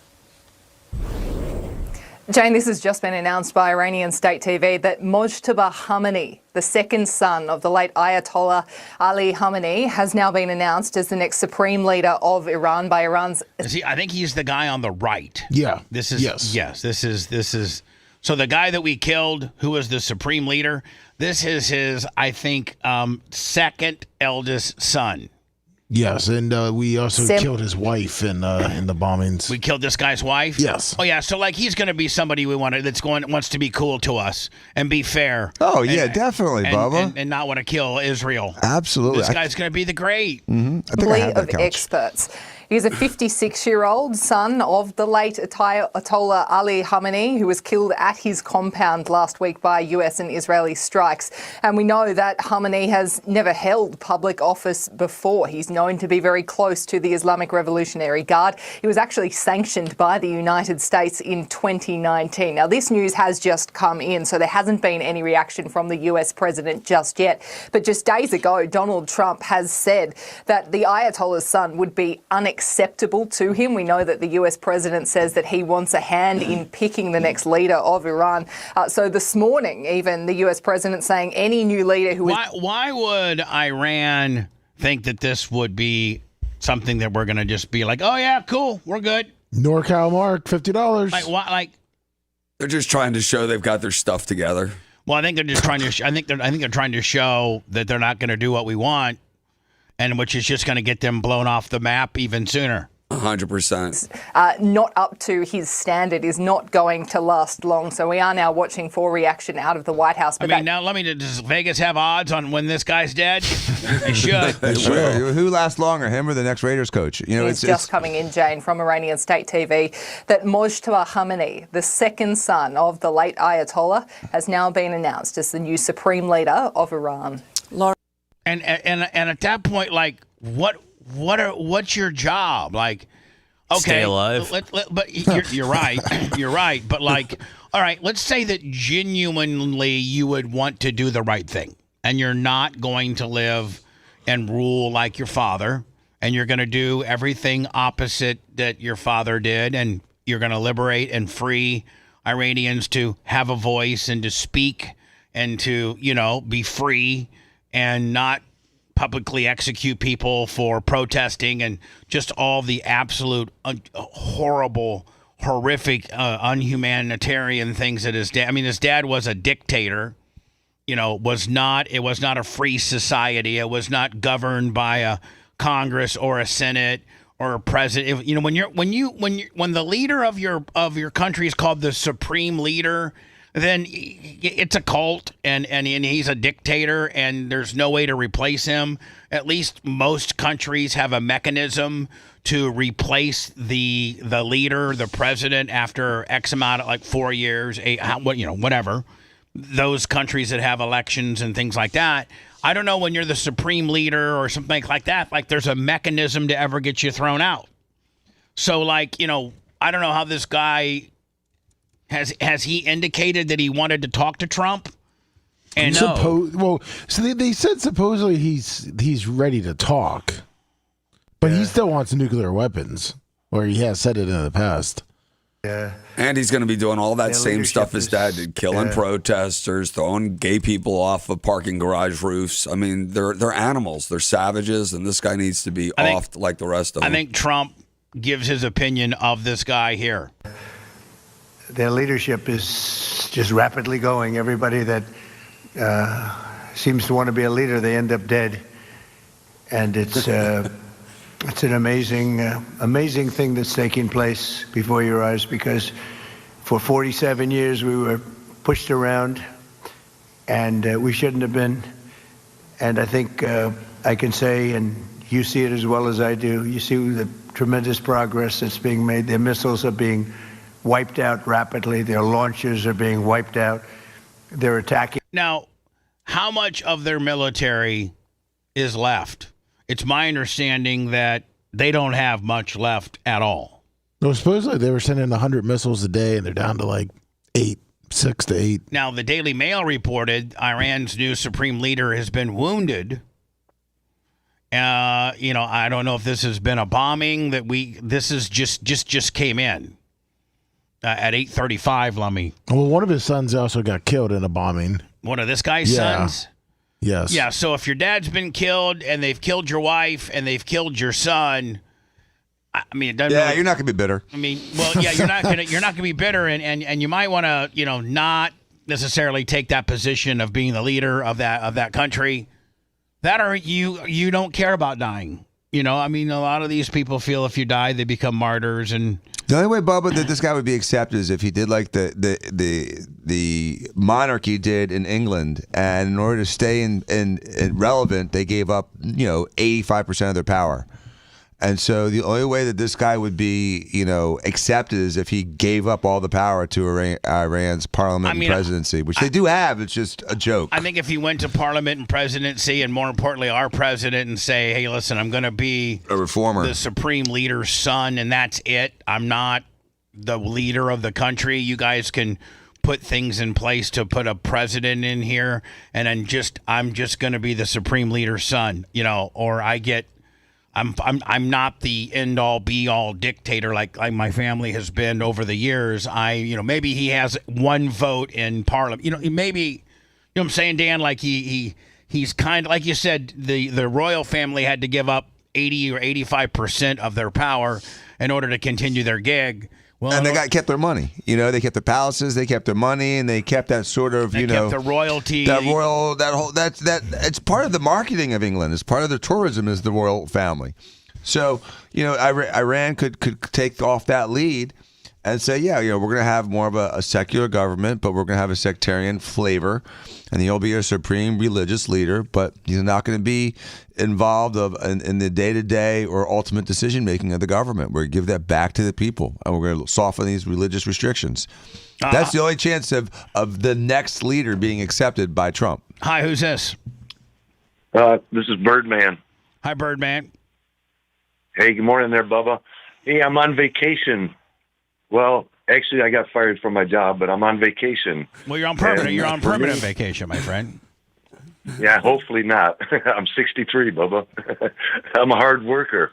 I'm having fun. I've been working, helping people. And I don't know. I'm just happy with life. I mean, I wanted to let you know. All right, so, Birdman, you're just calling in to say that you got fired, but you're still happy in life. That's great. I mean, I don't get a lot of those calls, but that's great. Right.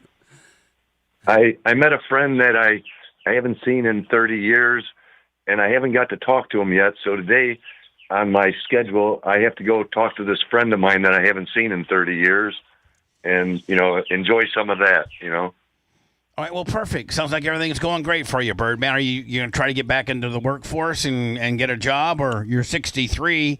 I think you would require... Yeah, I want to say I am.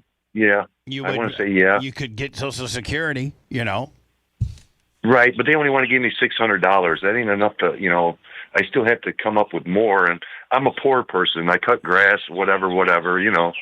Yeah, I mean, in Social Security, they take your top 35 years of earnings and figure out what you're paying, what your number is going to be. You must not have made a lot of money over the years if you're only getting $600. Yeah, no, I didn't. I've been always $30,000 a year. Sounds like a lot of paid underneath the table gimmicks to me. Right. It's cool that you hear the birds in the background. My money. No, I'm just saying. I mean, if you're able to make a living, and after it's all said and done, your top 35 years, and you're at 62 years old, you're only going to get $800. I mean, that you didn't pay a lot into the Social Security fund. True. So. Yeah. All right, Birdman, I really don't know the premise of this phone call other than to announce that you lost your job, that you're looking for one. You're going to see a friend of 35 years, and you might be permanently on vacation. Right. No, well, Why the birds chirping every time he talks? This is the Birdman. I'm loving life. Yep. All right, Birdman. Well, it sounds like you're loving life. I think you really got a really tough road ahead of you, my friend. Does he? But I'm tough. I'm tough as hell. At $800 a month, Seth? Yes, I do. Oh, he's gonna get it back out there. He tells jokes. All right, Birdman. Thank you for calling. You're welcome. You made my day, Bubba. Thank you, my friend. I wish I could say the same, but I cannot. He called last week, by the way, that he was giving us an update on his job, and that's why he called. He's an old 98 rock caller from back in the day. Okay. Let it go, friend. I had to. as a 47-year-old woman is now in hospice after a tummy tuck took a tragic turn. Rachel Tussey documented the days leading up to her surgery to help other women. Dan, before seeing this article and where it's going, can I predict, and you help me navigate through this prediction as a plastic surgeon and a guy that does this sort of thing, that this plastics, a lot of women or men that want tummy tucks will come into you, and sometimes you give them the information they don't want to hear, but that is, you'll say, hey, you need to lose an additional X amount of pounds before I feel comfortable about doing a tummy tuck. Yeah, we try to get a BMI down to 35 or less. Whereas there's some plastic surgeons that say, hey, let it eat, because I don't know how profitable it is, but it's a high ticket item. But it's also, it could be a very serious operation. It can be a very dangerous operation. Right. But it's a high. It used to be our most dangerous operation. It's a high ticket deal, and a guy, a plastic surgeon may expedite the surgery in lieu of her losing weight because they want to get the deal, and that's what I'm predicting happened. That's what I'm predicting. Women who might be contemplating a similar procedure. Then a few days ago, her husband posted to her TikTok with this guy's as lost as I am. His eyes are lost. An update no one expected. Yeah, Alexis Martin joins us. I feel like the camera girl's like showing her boobs or something right now, because the guy's. Oh yeah, he glitched, man. Speaking with her family, she was very active on TikTok throughout this entire experience. Correct? That's right, Tricia. She was posting nearly every day leading up to her surgery. This was the morning of her surgery, and right now, Rachel's husband, her family are dealing with a lot. Dan, can I ask you a question? Do you ever get that woman that and we're not mentioning any names, any situations, no time frames, no nothing. It's just a yes or a no. But have you ever gotten that patient that wanted to be, Susie document every aspect for her social media, and you're literally in there marking her with the magic marker what you're going to do, and she's trying to do little TikTok videos and whatever, and you say, stop. Stop. Yes. It doesn't happen much anymore, but it happened. It happened more like 5 years ago than it does now. Right. I think people have figured out social media etiquette. Right. You're like, listen, I'm trying to work here.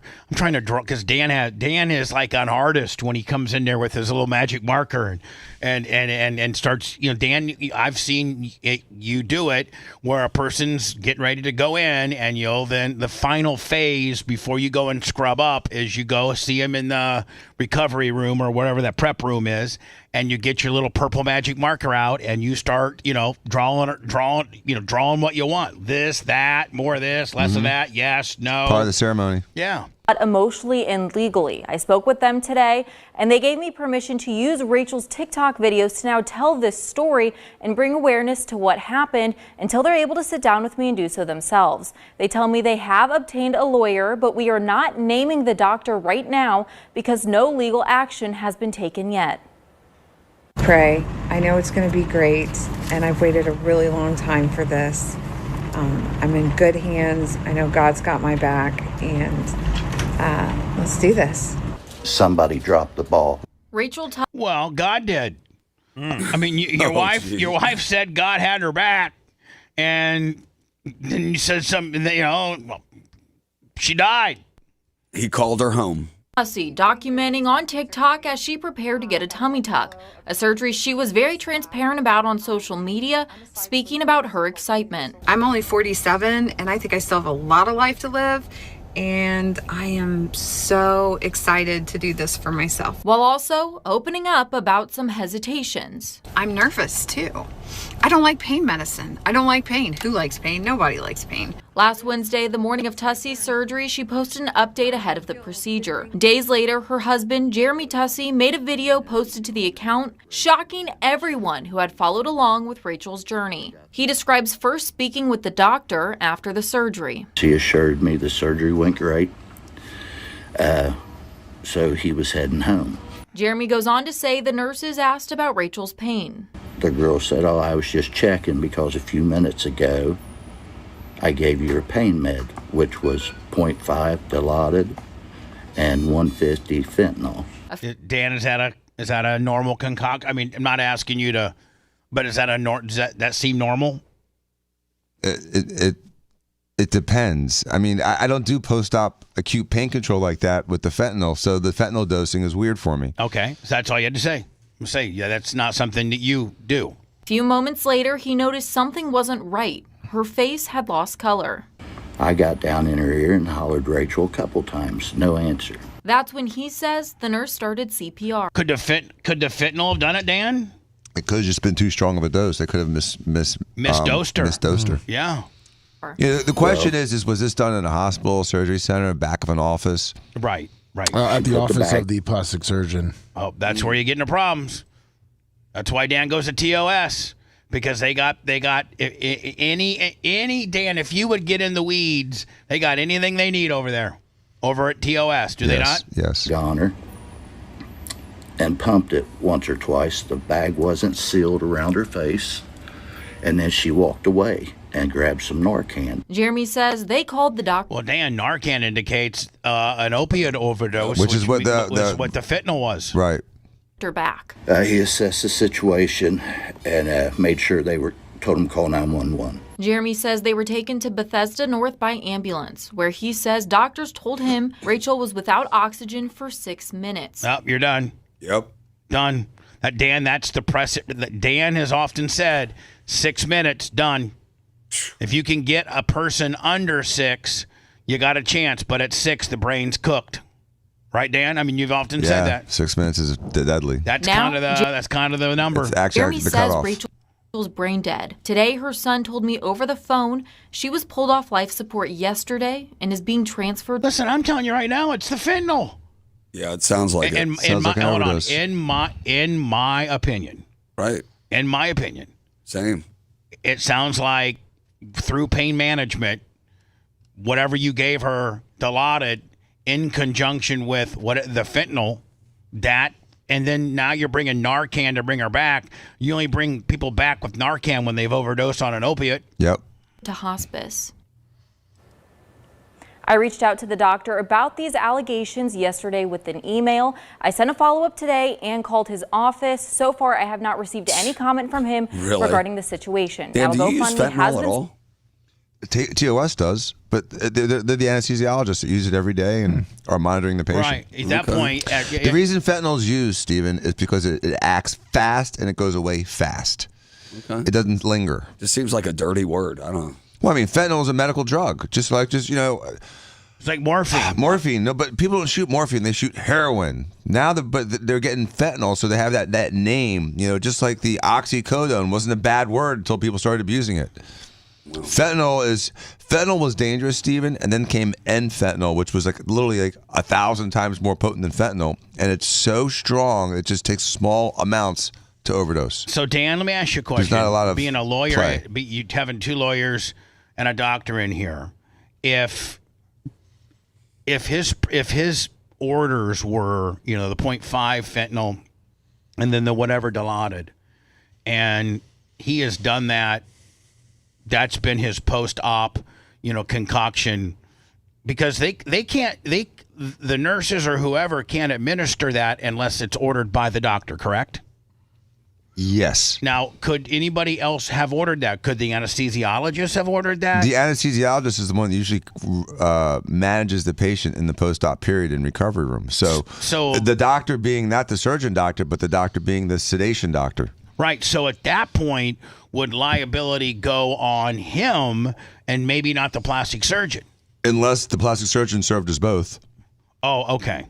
Which and happens they'll sue sometimes. everybody. They'll sue everybody anyway, just to not miss the right guy. Oh, so they'll throw the center in there. Now, now, Dan, what about this? What if that concoction has been used? That doctor and the anesthesiologist and whoever have used that concoction, 77 other times this past year, and it with no problem. And the actual problem was the nurse that injected it pulled it wrong, misread it. Instead of being a 0.5, she put in a 5. That a lot of times that happens. That can right? happen. No, absolutely. A nurse can misinterpret, what the hash marks on a syringe could. Well, you would hope they wouldn't, but a nurse not paying attention and she could have read the chart wrong. Pulls that plunger back too far, right? And fentanyl is so powerful that I'm thinking small doses, just an extra, milligram or milliliter could be the difference between life and death.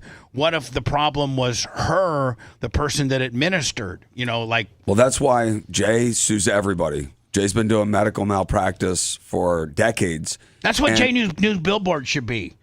A picture of him with his arms crossed and says, "I sue everybody." I've been watching Breaking Bad again, and I just wanted to say, better call Jay. Better call Jay. Oh, yeah. So, man, Dan, phew.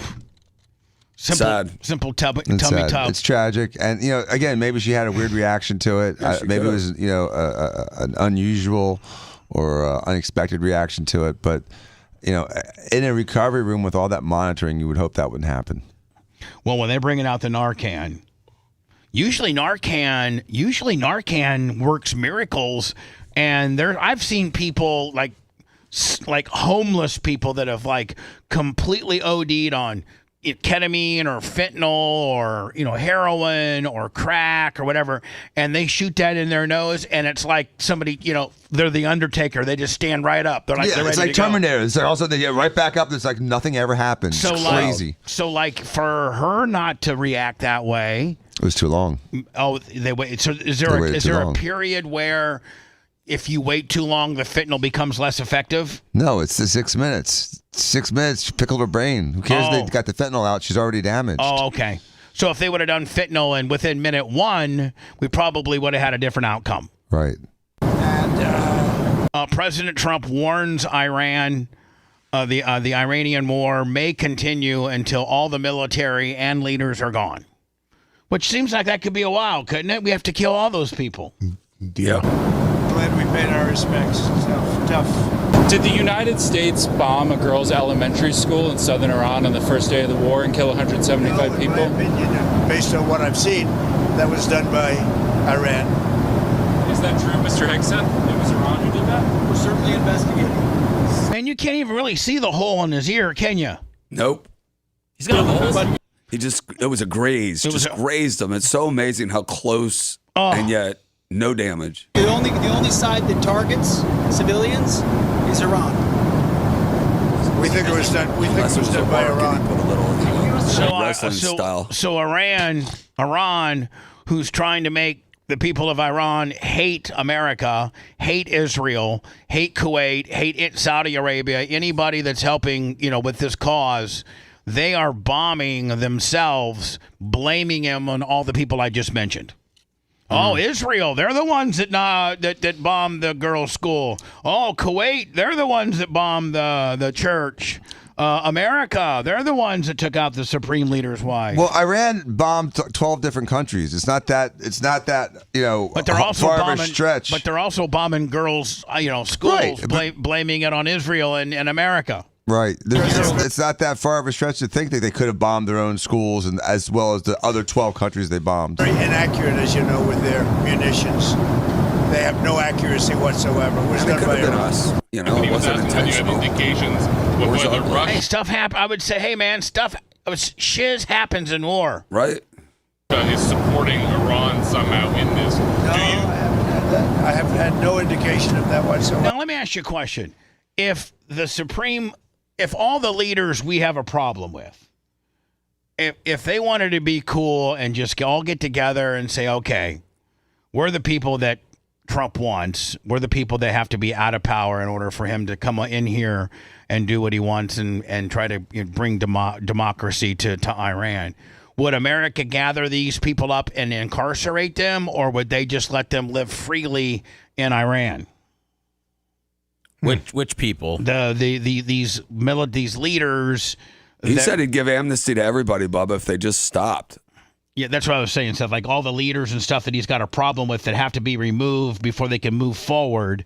If these people just said, "Hey, listen, I'd rather, step forward and take myself out of the equation rather than die because they're gonna end up, bombing my house one day and I'm gonna die." He said anybody that gives himself up, like Steve said, they'll have. Oh, he did. Yeah, they said wave the white flag. Yeah, I don't know if that's going to happen. I'm sure some dudes aren't going to get that opportunity. I'm sure some guys are worse than others, and they'll probably want to see those guys killed. But they're looking for anybody in Iran that has any sort of leadership or say. They're looking for somebody to say, we give up, we quit, we'll do what you want. And that's and they just won't not, kill you. That's not happening yet. Right. Well, they don't have they really, except for this guy that was, just named in sort of, the new supreme leader.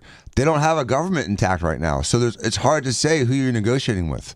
If they are, they're not doing a very good job because Iran is not doing too well. Did you consider using the SPR or tapping into the SPR at some point? Strategic reserve? Yeah. Well, I'm the one that built them up. Biden used them so that he could get some extra votes in the election. It turned out it wasn't even him that ran. And it was Kamala. And she obviously didn't get any extra votes because we won in an absolute landslide. So he should have used it for that. He used it to I filled it up. And he brought it down to the lowest level it's ever been. I think he's talking about the fuel reserves, correct? Yes. And which, listen, I got to go to Words, and Babyface was talking about it on Thursday. I hate the petroleum industry because I think it's like 90-some days from the time that something happens to that refinery or there's been an interruption of service or supply to that refinery. By the time it hits the consumer's gas station, it's 90+ days. I hate when they use something that immediately happened like yesterday and then to jack gas prices up, $1 based on what's happening, 2 days ago. When realistically it takes 90-some days for any type of interruption of refinery fuel to affect the marketplace. Yeah, I agree. It's a lot of speculation. I think it's gone from 60 to 90 a barrel. I mean, a huge jump. Yeah. We will start it's over $100. And here's the deal. Geez. The $90 that you're paying for that barrel of oil, by the time that barrel of oil gets to the refinery and gets refined into diesel or regular fuel is 90-some days. So in 90 days, one could say, okay, well, that barrel of fuel costs $90, not 60. We got to jack the prices up. No, they jack the prices up right now. They're still pumping $60 a barrel fuel into my tank. Yep. Every tank right now that's in the Port of Tampa, that's in, Corpus Christi and Houston and Louisiana and all the refineries, those are all the oil. That's all $60 a barrel oil. So why are we getting gouged at the pumps already? That's the biggest racket going. Appropriate time. That's what Trump needs to look into, the oil companies and how they immediately take something that's happening right now and jack our gas up when realistically it takes 90 days for that to affect the supply chain. I agree. That's ridiculous. Did you know he polishes his own shoes? Who does? Trump. I did not know that. That's a fun fact. His father taught him that when he was a kid, and it says, I don't care how rich you are, polish your own shoes. It's one of those little idiosyncrasies. If you ever notice, his shoes are always perfect. I just assumed he had brand new shoes every day. Well, that's why you couldn't be the president, Dan, because you'd have a shoe polisher. Goddamn right. U.S. President Donald Trump said he will not sign any other legislation until Congress passes a major voter reform bill, declaring the measure must take priority over all other issues. In a social media statement, Trump said the proposed law should require voter identification and proof of citizenship. Isn't this what's in Congress right now, that they're threatening to shut the government down? Well, government shut down, and that's over the whole, Homeland Security and ICE and all those. Oh, so they're trying to double shut it down? So No. Now, this is Trump saying that he won't sign any more bills that the Congress passes until they kill the filibuster and move this voter ID bill, which was already passed in the House. The Senate's blocking it until they pass that. And it's an 88% approval of this legislation. And all they're asking, because it says proof of citizenship, that's a little trickier. But most driver's license will actually have, I think, a star or something that shows that you are a U.S. citizen. So they want proof ID. They want proof of citizenship to vote. No mail-in ballots except for military, illness, disability, or travel. Like it used to be. And no men in women's bathrooms. Which is for federal elections, normal, while limiting mail-in ballots except for specific Man, I really like my mail-in ballot. I really like that. Circumstances such as military service, illness, disability, or travel. Well, you have a disability, by I have a disability, Dan, so I did. Urged lawmakers to move the bill to the front of the legislative agenda and warned against approving a diluted version of the proposal. No men in women's no men in women's sports, no transgender mutilization for children. Do not fail Donald Trump. The announcement signals a potential legislative standoff in Washington as Congress faces pressure to debate election rules while other policy measures remain pending. I mean, it seems pretty much common sense. It is, and those are all like 90-10 issues in the country. Most of the population, even the majority of Democrats, agree with all of that. The public. When we return, I guess. Was Secretary of War? Yes. Not the defense. The Secretary of War was on 60 Minutes last night, and he's saying that Trump, who initially said no boots on the ground, reserved the rights to put boots on the ground. I don't think we have to. I think we can do this all from the air. I really do. I don't think we have to put boots on. I think we should put boots on the ground when we finally have won, and we maybe need to take over some embassies and some infrastructure like that. They're talking about sending troops in to get the nuclear stockpile. Oh, is there a particular spot that's got it? That's the verbiage that's coming out. I don't know what the hell they got going on stockpile. Does that mean we line up a bunch of tanks? I don't know. But if we try to can we just blow up? Can we just blow it up? No, because then it just sends nuclear radiation everywhere. But the problem is we don't want to occupy, because if we occupy, there becomes an insurgency, which leads to more, angst and more resentment and more of the infidels are occupying us, and this is our, And then here come the IEDs and terrorist attacks on our legs soldiers. missing, and and then they have justification. We have an infidel taking over our country. We get to attack. God, Allah says attack. So you're right, and you're right, Steve. Next thing you know, that's when we get the troops that get their legs blown off from IEDs and things like that. Mm-hmm. So let's do it from the air if we can. Yeah, I'll get to that next. If you love that segment, then check out BubbaArmyHQ.com and do a deep dive on past shows. The Bubba the Love Sponge Show will be right back.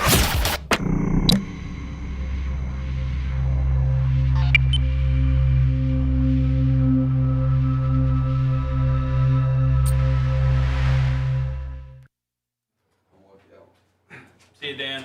See ya.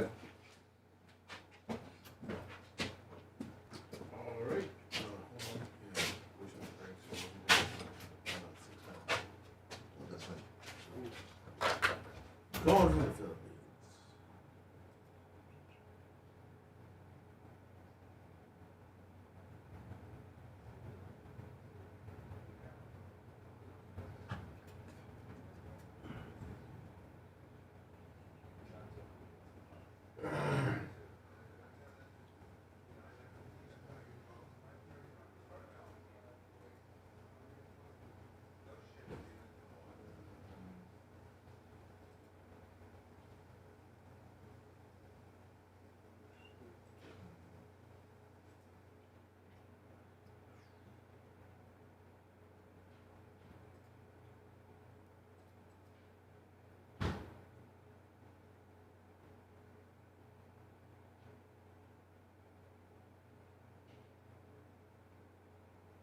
Sure did. With the last minute there.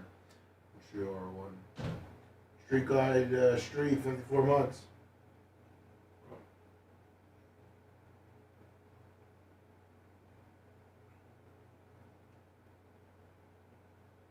Morning, Dear Merchant.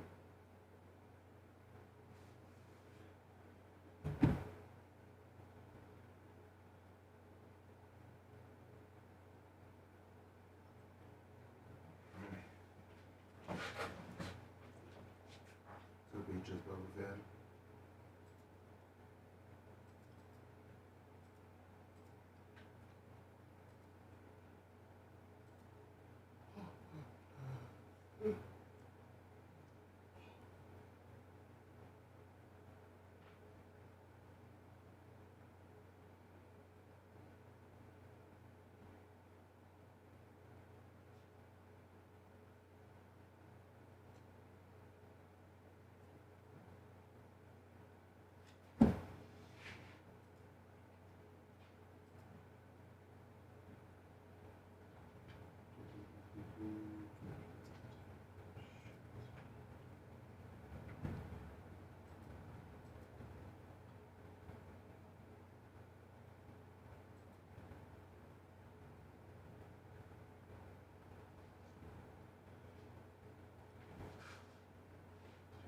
16 now, John. Just about. Whew.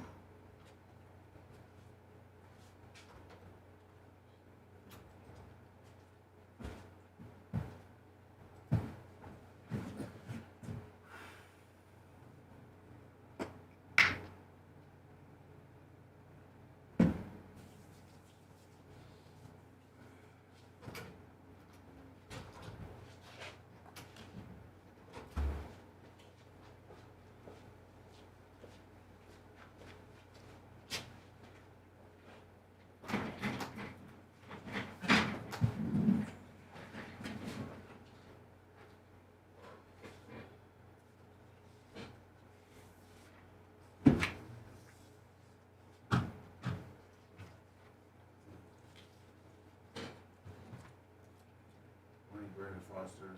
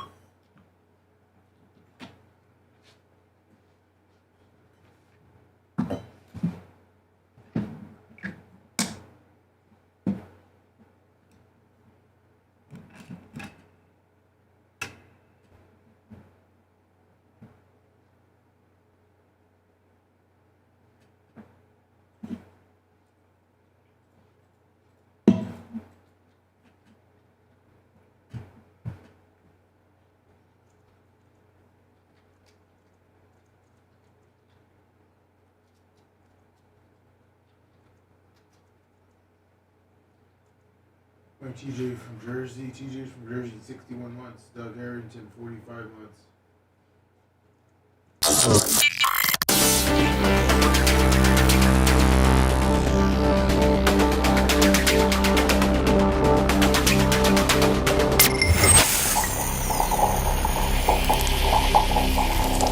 Due to the miracle of modern technology, we're back to the Bubba the Love Sponge Show.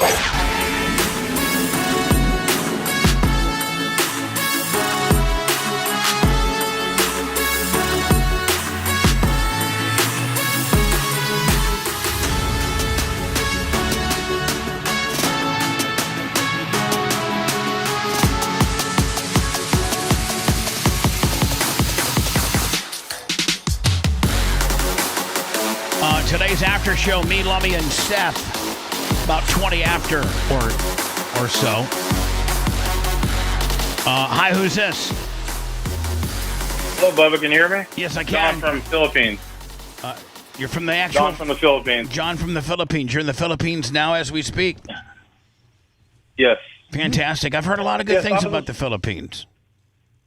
I love the Philippines, Bubba. I think Kevin Hazlett vacationed one time down there, and he said it was absolutely gorgeous and inexpensive. Yeah, they got a lot. Not Philippines is cheap, and you can go to a place called Boracay, which is like Hawaii, but you can get a room on the beach in a hotel for like $100 a night. It looks just like Hawaii. Yeah. So what can I do for you? There's a lot of beautiful islands and women here. I was just calling quickly about the leader. Like the guy, he's worse than the supreme leader. His own dad didn't even want him to be in office, and he's the guy that's in charge of the military guys killing all the protesters in January and even back before that. So we definitely don't want him in office. Well, I think by them, Iran propping him up, supposedly saying he's the next guy, is just a death sentence for this guy. There's no way, shape, or form that's going to be acceptable, and it's only a matter of time before he's dead. I would say. Probably. And the other thing is I just turned 60 in October, and this is kind of like a legal, medical situation. Like, I needed my knee replaced since I was 40 years old, but all the doctors kept saying, take the knee injections, wear your braces, try to make it to your 60. So that's what I did. So then I had this Philippine doctor operate on my knee, and no inpatient physical therapy, no therapy for a week. I go back to see this guy after a month, and I can't extend my leg past 7 degrees. And the doctor's like, well, we thought about cutting more bone to make your leg better and nice and straight, but we were worried you wouldn't have enough bone when you're 80. So, I mean... So now you're 60, ridiculous. you went to a Filipino doctor. Oof. He didn't cut out supposedly the amount of bone he needed, and now you can't... Right. Now you can't extend your leg, or it's not, the way you want it, and he's saying it's because he was trying to make it better when you're 80. Correct. And I just wanted to slap him across the head. So 3 months later, I had my knee manipulated. So it's still a little bit better. But like my other doctor's like, you could sue the guy. You should never say something like that. So, I'm not really worried about money, but I'm just wondering what... I don't know. Listen, I'm not familiar with the Filipino court system. I don't think Steve is either. Right. You are so screwed. I don't think they taught that to Steve in courts in the American legal system. I don't know that the Philippines have a remedy for you to be able to do that. I mean, you might be, like Steve said, you might be screwed. I've heard both ways. I've heard I can, and then some people tell me you can find the ones that will take it and they won't charge you unless you win. The other ones say, well, you're going to pay out your butt until you. Hey, maybe Morgan, maybe Morgan and Morgan's in the Philippines. I mean, he's everywhere else, right? If there's one guy that might be able to go to the Philippines, it's actually John Morgan. They may have an American in that situation happen. Well, they may have. What would you say about that in America? Yeah, well, they may have personal injury lawyers in the Philippines. I don't know that. You should consult with one, but you definitely need a lawyer in the Philippines that handles medical negligence, medical malpractice, and see if there's somebody that'll do it. I mean, it is that one of our territories, so they may have a system in place that'll help you. Yeah, I'll check. Because anyway, I'm coming back to Arizona in April. I'm going to have the VA look at it and see if I can get it fixed. So. All right, buddy. But anyways, it's nice talking to you guys again. Thank you so much for taking my call. Good talking to you. I saw a John Morgan commercial this past weekend. Hi, I'm John Morgan. We're largest personal injury firm in the world. And I just got a letter from Madison Square Garden that says me and my family can no longer attend indie events at the Madison Square Garden. And he goes, do you know why? And because we have sued Madison Square Garden 5 times on negligence from people getting hurt at their facility. Now they will not let me and my family come to the Madison Square Garden. Jeez. That's sad. So if Demo Swags wants to catch a Knicks game or something like that, he can't go to Madison Square Garden. Madison Square Garden sent a actual notice to Morgan & Morgan saying, you can't come to our facility because you've sued us so many times. That's great. Jeff Tagani just did that with a lawyer here in the Tampa Bay area that sued one of his facilities on a BS slip and fall. And he saw the guy in his restaurant and he says, excuse me, why are you here? And he's like, well, I'm just, what do you mean? He knows Jeff. And he goes, I'm just having dinner. He's like, no, you're not. And he literally pulled his plate from him and threw him out of the restaurant.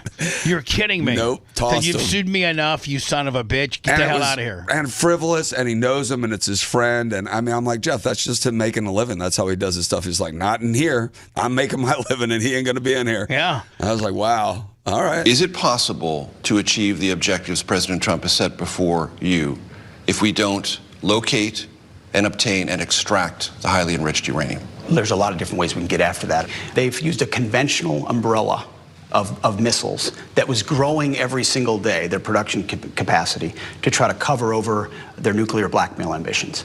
As far as how you get at that nuclear option, we'll make sure that their nuclear ambitions are never achieved. Will we take it out ourselves? Oh, I would never tell you or anybody else what our options are. See, that's another thing. People keep asking. It's a legitimate question. It's a very fair question. People ask boots on the ground, no boots on the ground, 4 weeks, 2 weeks, 6 weeks, go in. I mean, don't we have a ton of countries that are helping us? Oh, yeah, All right, well, just say between me and our allies, we're going to get it done. Whether that's Israel, Kuwait, Saudi Arabia, I guess Great Britain has kind of taken a pussy-ass stance on it, haven't they? Isn't that the one country that's kind of disappointing and everybody else? France was for a little bit. Oh, yeah, it was France. Yeah. Screw France. Hope you guys don't need anything soon. Everybody that rolled up their sleeves, Saudi Arabia, Kuwait. No, France is turning up the heat on their nukes. They're starting to produce more. Okay, so. France is helping. Yeah, they kind of turned the corner. President Trump knows, I know, you don't tell the enemy, you don't tell the press, you don't tell anybody what your limits would be on an operation. We're willing to go as far as we need to in order to be successful. Now, at that point, is it over?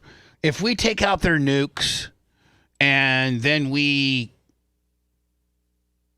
put some type of system in place where they can vote for their own leader and pick their own leader, at that point, are we done? I mean, I know we'll always probably have the U.S. Embassy there and maybe a military place. I don't know, but maybe, at that point, do we hand it over and say we're done? Because that's what we're most worried about is the nuclear capabilities, right? It is. Now they've added ballistic missiles and some other things, but that would pretty much do the trick. Make sure if they promised they'd stop with the nuclear stuff, this would be over. Have any overt or covert forces inside Iran now? I wouldn't tell you that if we did. Only reason I ask is earlier this week Now, let me ask you a question. Why isn't Russia? Is it the lack of participation and backing by Russia? Does that show they're helping Iran? Yeah, they're saying they're giving them intel. Oh, see, I didn't know. I didn't know that Russia was. I thought Russia had pretty much backed out, and that was kind of showing people that really these Iranians are completely insane. Well, they're not sending troops, but they're sending information. Yeah, they're letting them know where the boats are and the troops are. So Russia's doing what they can. But even Trump's like, how's that working out for them? They haven't barely hit anybody. They got the few soldiers at the very beginning.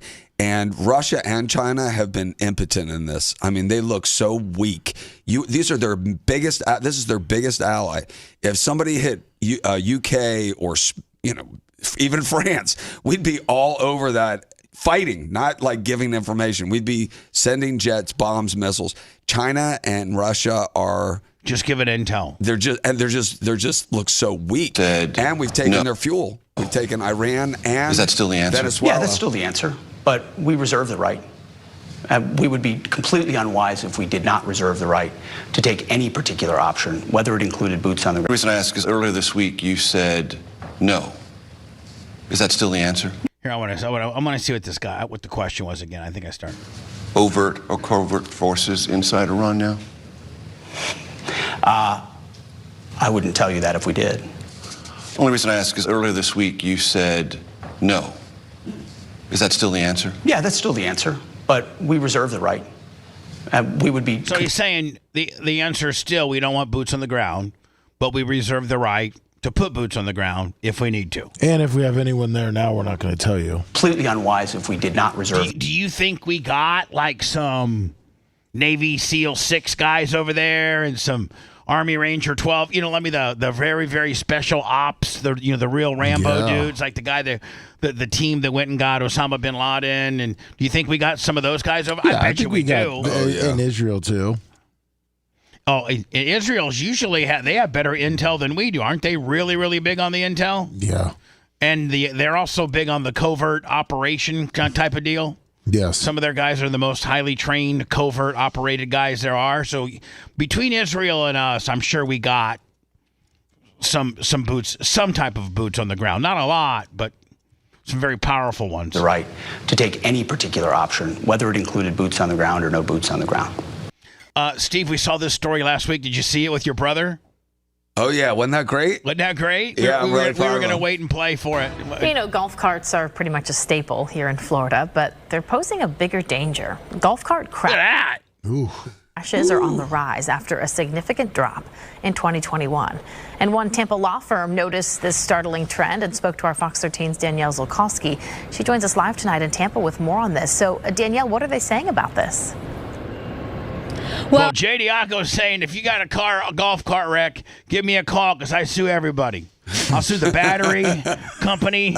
I'll sue everybody. That's not like I'll that. sue the municipality that were supposed to put stripes on the road. No. I'll sue the signal maker that made the signal too long. Allie, the team at Diaco Law Firm put together a very thorough study on golf cart crashes, and they really honed in on the injuries. Now, what we learned is these injuries can be much more serious than people expect, and there can be legal consequences as a result of a golf cart crash, and these can be tough and serious. Now, Stephen, let me ask you a question. Do most people's homeowners association cover like if you, let's say you live in a golf cart community, and do you have to have individual golf cart coverage, or is it under the umbrella usually of your homeowners? Yes. So you do have to. They've changed the rules recently, and that's what Jay kind of highlights in this is if you're on a roadway, a public roadway, you have to have a driver's license or a restricted license. So have to be 15 at minimum, and you have to have car insurance on it. So you have to have car insurance on that golf cart, yes. Cart. And like people like Jimmy Clevis and Kurt Morgan, Morgan Exteriors. These guys, so many people have golf carts now, and they use them in their communities as well as where my mom lives in a golf cart community where you can drive your golf cart to anywhere in the place. Right. So those people should have insurance on it because they're super dangerous. I mean, you don't have really any protection, and they get hit all the time. So. And if you do get hit on one, you're screwed. Most of them don't have seat belts, or they do, and you don't wear them. They're dangerous vehicles. They go very fast. We live in Florida, where you likely see a golf cart on the road every day. And it's not just on the course. I think it's the normalcy of golf carts and the fact that we're just seeing them more often on the streets than we ever used to before. That's Joseph Diaco, a Tampa attorney who's been tracking golf cart crashes over the last 10 years. His study shows the increase from 2021 to now. And he says it's all about protection, which starts with proper insurance. Auto insurance, including personal injury protection on your golf cart, because it's considered a slow-moving vehicle. If you're driving it yourself and you have guests on it, God forbid they fall off the golf cart, you're responsible for it. Another move, keep the keys away from young teens. A new Florida law in 2023 requires drivers of golf carts on public roads to be at least 15. And look at this, guys. Here's the other thing. Out of all, when they start showing all these golf carts, not every one of them, most of them have lift kits. Teens, a new Florida law in 2020. Almost every one of them has custom tires and lift kits, which makes them, when they lift them up, makes them more unstable to flip and what have you. 'Cause nobody buys a golf cart, Lummy, stock and just keeps this. I mean, what are you saying? They went big wheels wheelie on it? Yeah, when you go bigger wheels like this wheel here or this one here, when they've been lifted, then they become more top heavy. Yeah. And are more likely to tip over. Does anybody ever add doors or no? Yeah, they got these little zip up doors for when it rains. 23 requires drivers of golf carts on public roads to be at least 15 years old with a valid learner's permit or 16 with a valid driver's license. Roughly 17% of all the accidents are 12 to 16-year-olds. And believe it or not, a lot of them happen on the roads, not on golf courses. That's one of the things we see in Florida. Injury rates also start to creep up for drivers in their 60s. Sometimes elderly people lack the skill set. They lack the coordination, the reactive time that we have when we're younger. Many of the injuries doctors see include fractures, cuts, and internal injuries. There was somebody driving with a nanny on the back, and the nanny fell off with the baby. That's a bad accident. It's a bad injury. The driver just accelerated a little. He handled that. Yeah. He's had a bunch of them. She fell right off the back. Thankfully, she cradled the baby. The baby wasn't hurt, but she was. So, Lummy, wasn't that real famous case about a guy in husband and wife had just gotten married? They were taking the golf cart from from the beach to like the clubhouse, and they were on the back, and they had a chauffeur that was driving them, and some drunk bitch had too much to drink, and she completely rear-ended and killed the bride. Yes. Remember that? Yes. Serious injuries. But there are ways to stay safe. Some newer golf carts have some upgraded safety features, including seat belts that act. Like, Lemmy, this one here jacked up. This one would be more susceptible to roll. 100%. Experts say you should consider. That one would be. Look at that all tricked out. Using. And he looks young. Well, who was the if you are- quarterback that just had the John Elway? Yeah, his best friend just fell off the back and died. Was it John Elway? Yeah. Or wondering men get in slightly. And are they trying to blame it on John? He got cleared. Yeah. Oh, John got cleared? Yeah, but somebody's getting sued. Trust that. John wrote a check. Yes. John wrote a check. I promise you that. Yep. We'll probably come back next and end the show. Just like I said, there's an article about oil and gas prices rapidly rise. as Iran war shows no signs of letting up. Again, this is a bunch of bullcrap. Scam. Because it's the price of oil right now shouldn't affect us until like July. That's true. And then with the reserves, he could even control that. So it's completely a shakedown. It is. If you want 24/7 on-demand Bubba and the crew, go to BubbaArmyHQ.com. Right now. The Bubba the Love Sponge Show will be back after this.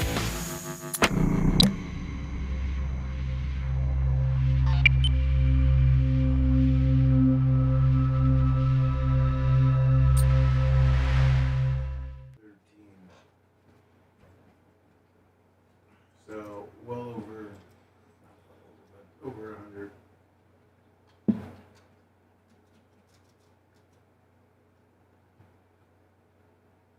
Yeah, it's all about the futures market. Wow, that's crazy. It's that much, huh? Yeah.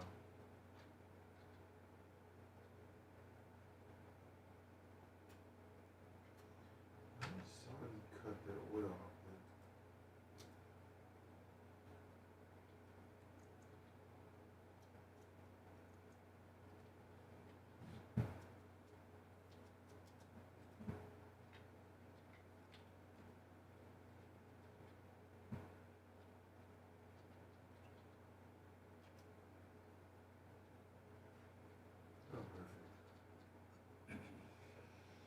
Well, no, sir. Saudi just cut their export. They did? Their output, yeah. Why? Because all the bombs coming down? Yeah, because they said their storage is filled. Because the strait is, the strait's being closed. Was it, Hormuz or whatever? What's up, Lunger? Yeah, the Strait of Hormuz. Oh. Yeah, Hormuz. Oh, Minka Fitzpatrick just got traded to the Jets. Well, that's what the Jets need. That's going to make them a Super Bowl team. The Jets will sign him to a $3 or $40 million deal. They're going to bring Geno Smith back as a quarterback, too. Ooh. I heard that. Cowboys are going to get Rashawn Gary. I heard that. Woo! Will you guys let Rashawn Gary and Quay Walker go? Yeah. Those are the two guys that I saw making the most plays this year. You're right. I'm just saying, I don't know. I'm not saying like I'm an expert on them, but they always seem to be, they seem to be the two of the better players of the defense. You got this Zaire Franklin guy from the Colts. How's he? He's a D lineman, isn't he? No, linebacker. Oh. They traded a D lineman, a D tackle for him. For the guy, right? Yeah. How's the Zaire guy? Pretty good. I thought they were going to keep Quay Walker.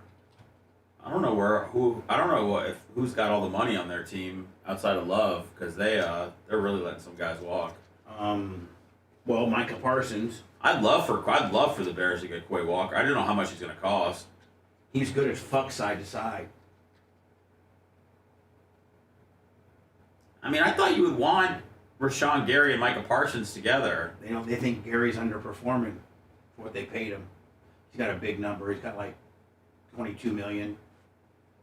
And they felt that the only time that he performed was with Micah, because they were double teaming Micah. And when they shut Micah down, he had no sacks. They're saying Quay to Miami, but Miami's got to eat $100 million next year on Tua. So is Tua gone? Yeah, they cut him, but they got to eat. They're eating 60 this year and 100 next year. Oh my God! Does that go against the cap? Yeah, it does. I mean, for real? Keep him. Yeah, him as a backup. You got to eat it and start the process. Oh my gosh. Tua's gonna sign with the. Remember they cut Tyreek Hill. I mean, they're eating it. They're eating a lot this year. But that's what you got to do. Like that's what Denver did. They ate the Russell Wilson deal quickly. And then they fucking the Bucks ate the Tom Brady deal quickly and were able to rebound. The Dolphins. What's up, Redneck? The Dolphins owner meddles too much, though. Oh, Stephen Ross? Yeah. He's the worst, dude. Bring back Wayne Huizenga. Yeah. And Blockbuster. Fuck him. He stopped us from getting the Rays back in the day. Yeah, the Dolphins definitely are an ownership problem.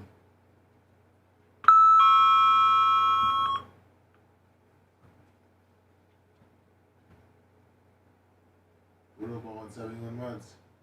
Kyler Murray's pretty locked into Minnesota from oh, is he? What they say, yeah. Good luck. I saw Malik to Arizona. Malik Willis?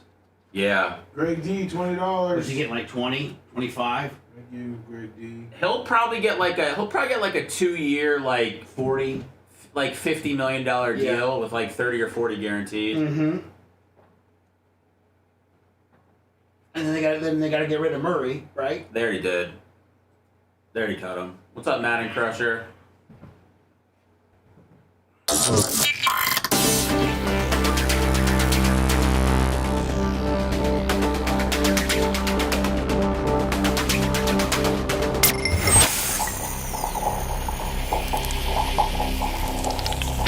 The Bubba the Love Sponge Show, listener supported via PayPal, Venmo and Cash App, all at the Bubba Army, now returns. Today's after show, me, Lummy, and Seth, about 10:20, 25. I got some commercials to cut, Lummy, thereafter. Yes. So, might be 30. But we'll get it in, promise you. Here's the story I was talking about a few minutes ago, and it's just, I think Trump or whoever ends up being president, like, either Trump can do it now or the next guy. I don't know. Somebody should have done it by now. I think the state of Florida actually has price gouging parameters involved with hurricanes and things like that, so you can't charge people like $100 for a case of water when there's no water, or $50 for a 2x4 when you're trying to board up your house. I think we have price gouging mechanisms in place with regards on the state level. It sounds and listen, nothing makes Americans more pissed off and affects Americans' mindset more so than the price of gas. Yep. I mean, like, that's what Americans that is, and even though it's only a couple bucks, if you fill your tank and it's $3, it costs $60, and if you fill your tank and it's $4, it costs like maybe $68. But that $8, man, really pisses you off, and it really pisses. I mean, and it makes everything go up. Yep. All produce that needs to be trucked, anything that needs to be trucked, instantaneously goes up. They start putting fuel surcharges on things now, and it's absolutely a crap show. And they use every natural disaster or every little thing that they can to affect to affect fuel prices. And the thing about it is, realistically, the fuel that we're pumping in our gas tanks right now is what the cost of fuel and the barrel of what price of a barrel of oil 90 days ago. So that's the fuel that we're actually getting in our tanks right now. Greg D, $20. Not the fuel that came from the tanker that got blown up in Iran last week. That doesn't have anything to do with what I'm putting in my tank from now till July. But they use it to manipulate and to screw us over. And I don't know, Well, it's going to get worse because an hour ago, Saudi Arabia just announced they're cutting their oil exports. So they're not going to be pumping as much. Why? They said their storage is too full. Their storage is too full. Yeah, because they can't That's ship a great it out. problem to have, isn't it? Yeah. It's like saying, you know what, I can't go to work today. You know why? I got too much money. I got too much money, Lummy. I don't want to make another 10 grand today, so sorry about it. This is the biggest racket going. And why the feds cannot get involved in this, or why they won't, I don't know. The day that they announced that the United States had started military operations against Iran, I thought that would be a good time to go and fill up my cars and get gas in gas cans, because I just assumed that once that started, that gas prices would rise. Yeah, it's crazy. It's it's not needed, especially at a time when people are already struggling, but not unexpected from all this turmoil that's going on.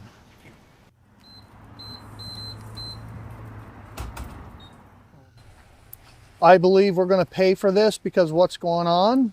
But and what's that five-gallon container going to do for you? You know what I'm saying? Right. Like, I mean, you're going to have 10 of those to fill your truck up. I think for myself, I believe that it's a good thing. A lot of people might not think that, and it's going to be hard. But Hold on, you think gas going up's a good thing? You idiot. I think in the long run, everybody's going to be happy because I think we're going to be paying less money for fuel than any country in the world when everything's done. Yeah, that's what they said when we went to Iraq. I don't know if you saw the. I don't think there's been an. I sent you a tweet from the fires that were happening in Iran this weekend from, Israel hit their oil fields. I don't know if you saw it at all. No, I'm going to go let me play this out. I'll go right to it. That's been started by us. So the fact that they say that there's going to be an end that quickly is not believable. And the Middle East is, a place that the U.S. is not going to solve. What a horrible story. Yeah. No commentary. Just a bunch of stupid Vermont people that are worried about maple syrup instead of their gas prices, right? Yeah. Pretty weak. That's great. This is this it right here, Seth? Yeah. This is, what are we watching here? Video geolocated by CNN shows a large fire burning near a petroleum storage facility in northeastern Tehran. On Saturday, the Israeli military said it struck fuel storage sites in the city that evening following live updates. So I read Trump was pissed that Israel did this because he said that if people just see a bunch of oil on fire and they get mad because gas prices are going up. So I did see. I think I saw an article where he's like him and Bibi weren't necessarily on the same page with strategically on how to Trump would not have done this. If he had any say so about it, and I guess Bibi went ahead and did it. So I don't know, but you're right. It's a scene, man. It is. Huge blaze erupts in Tehran after Israel strikes their petroleum, and boy, I got to tell you, that's a fire. Yeah, it is. That is a fire. Oof. Wow. The sky's red. They are controlling the media that gets around in that country, and they do want the world to see this because it's an environmental mess. It affects fuel prices. So the propaganda machine wants this scene. It was a dumb hit. How could you just not see this and say that we're not trying to destroy the whole planet? I mean, I know it comes along with the territory, but I mean, look at how. If you saw, that's one of the most unbelievable explosion/fires I've ever seen in my life. Earth is on fire, man. Yes, you're right. Right. It's like the world's ending. Armageddon. Look at this. Yeah. The black smoke is what really. And then it rained, and the rain combines with that, and it was raining basically oil, black rain. By the way, where's this guy going? Is there another way to go? It's just is good Lord. He's going to help put it out. I don't know where the hell he was going. Damn. Leto High School. Of course. Two teachers.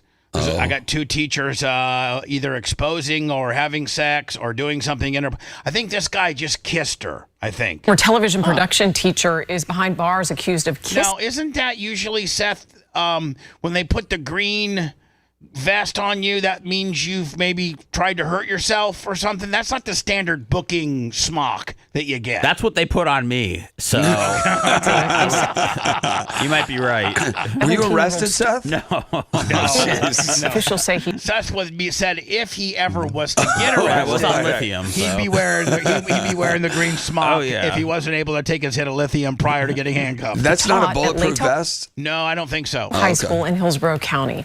I think it's a restraint. I think it's a version of a straitjacket. Interesting. Emily's Emmy Darkia joins us live in Ybor City, and she spoke to Leto High School parents and the sheriff's deputies. Emmy, what did they tell you? General, the reaction that they both had was similar. They seemed anguished. And today in court, the suspect got a $21,000 bond.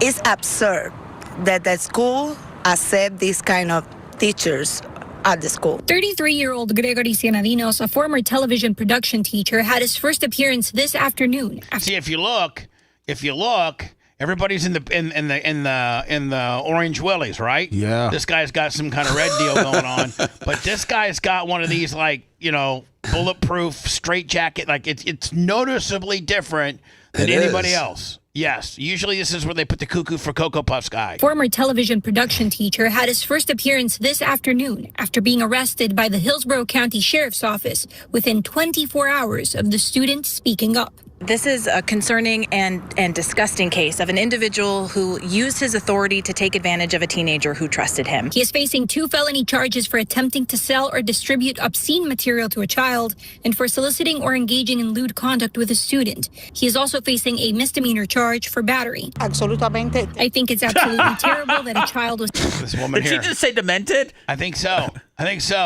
taken advantage of, and as a parent, it's painful, Maylin Mojena said. In a statement, the school district told us Mr. Cienadinos resigned his position and is no longer an employee of Hillsborough County Public Schools. He had been at Lido High School since August of 2024. In court, special conditions were added to Cienadinos' bond. No contact with minors. There'll be no unsupervised contact with his 13-year-old child. Cannot return to Leto High School. And no contact with the victim. Look at this guy. Look at this inmate here. I don't know if he's cracking up on the deal or if he has to go to the bathroom. What? Cannot return to this guy right here. Look. Bunch of midnight tweakers in there. Leto High School. And no contact with the victim, and in order to remain in Hillsborough County or Pinellas County. The investigation is still ongoing, and the sheriff's office encourages any other victims to come forward. He can't be alone around his kid. I mean, that's humiliating. Yeah, and just a kiss. I mean, you'd think that wow. They are outraged. This then he tried to sell some porn to some other kids. Oh, that's no good. Man was in the same building as their children. I'm disappointed. Talking with my daughter and, taking care about her. That's all it matters. I guess the school doesn't do anything about that because it's not the first time. And according to the investigation, Cienadinos kissed the student, sent them an inappropriate photo, and then asked them to do the same. According to law enforcement, the parents are collaborating in the investigation. Emmy, before you go, I'm curious, were there any other details that stood out to you in court today? Well, Jen, we learned that Cienadinos has a wife and a child. Yeah. All right. Well, he used to. Yeah. He used to. Yep. Not anymore. Always end on a high note, man. You always, yes. We'll see you again tomorrow, 6 o'clock, my friends. At the Uncensored Show. Me, Lummy, and Seth Kushner. Call it 10:30, Lummy, because I got some stuff to read. Sounds good. Thanks for letting me finish. You've been listening to the Bubba the Love Sponge Show, starring me, Bubba the Love Sponge, co-host and show historian, Lummit. It's Seth, co-host and president of podcasting. It's Brian Matroni, king of counter programming. Gene Lasker, voice of the people. Glad you get to hear me. Gary Cantrell, video editor. Yeah, back here wiring up. It's Mini Macho. The BRN agent, Thomas Buttoned Up B. Co-host, Dr. Dan Diaco, Esquire of Council. Co-host, J. Diaco, Esquire, the Spitting Cobra of Council. Now, time for the legal disclaimer. Exactly. The Bubba the Love Sponge Show is intended solely for the enjoyment of our listening audience. Any rebroadcast, retransmission, or other use of this show without express written consent of the Bubba Radio Network is prohibited. We must dissuade him of this delusion. Until next time, always remember. I'll repeat hello.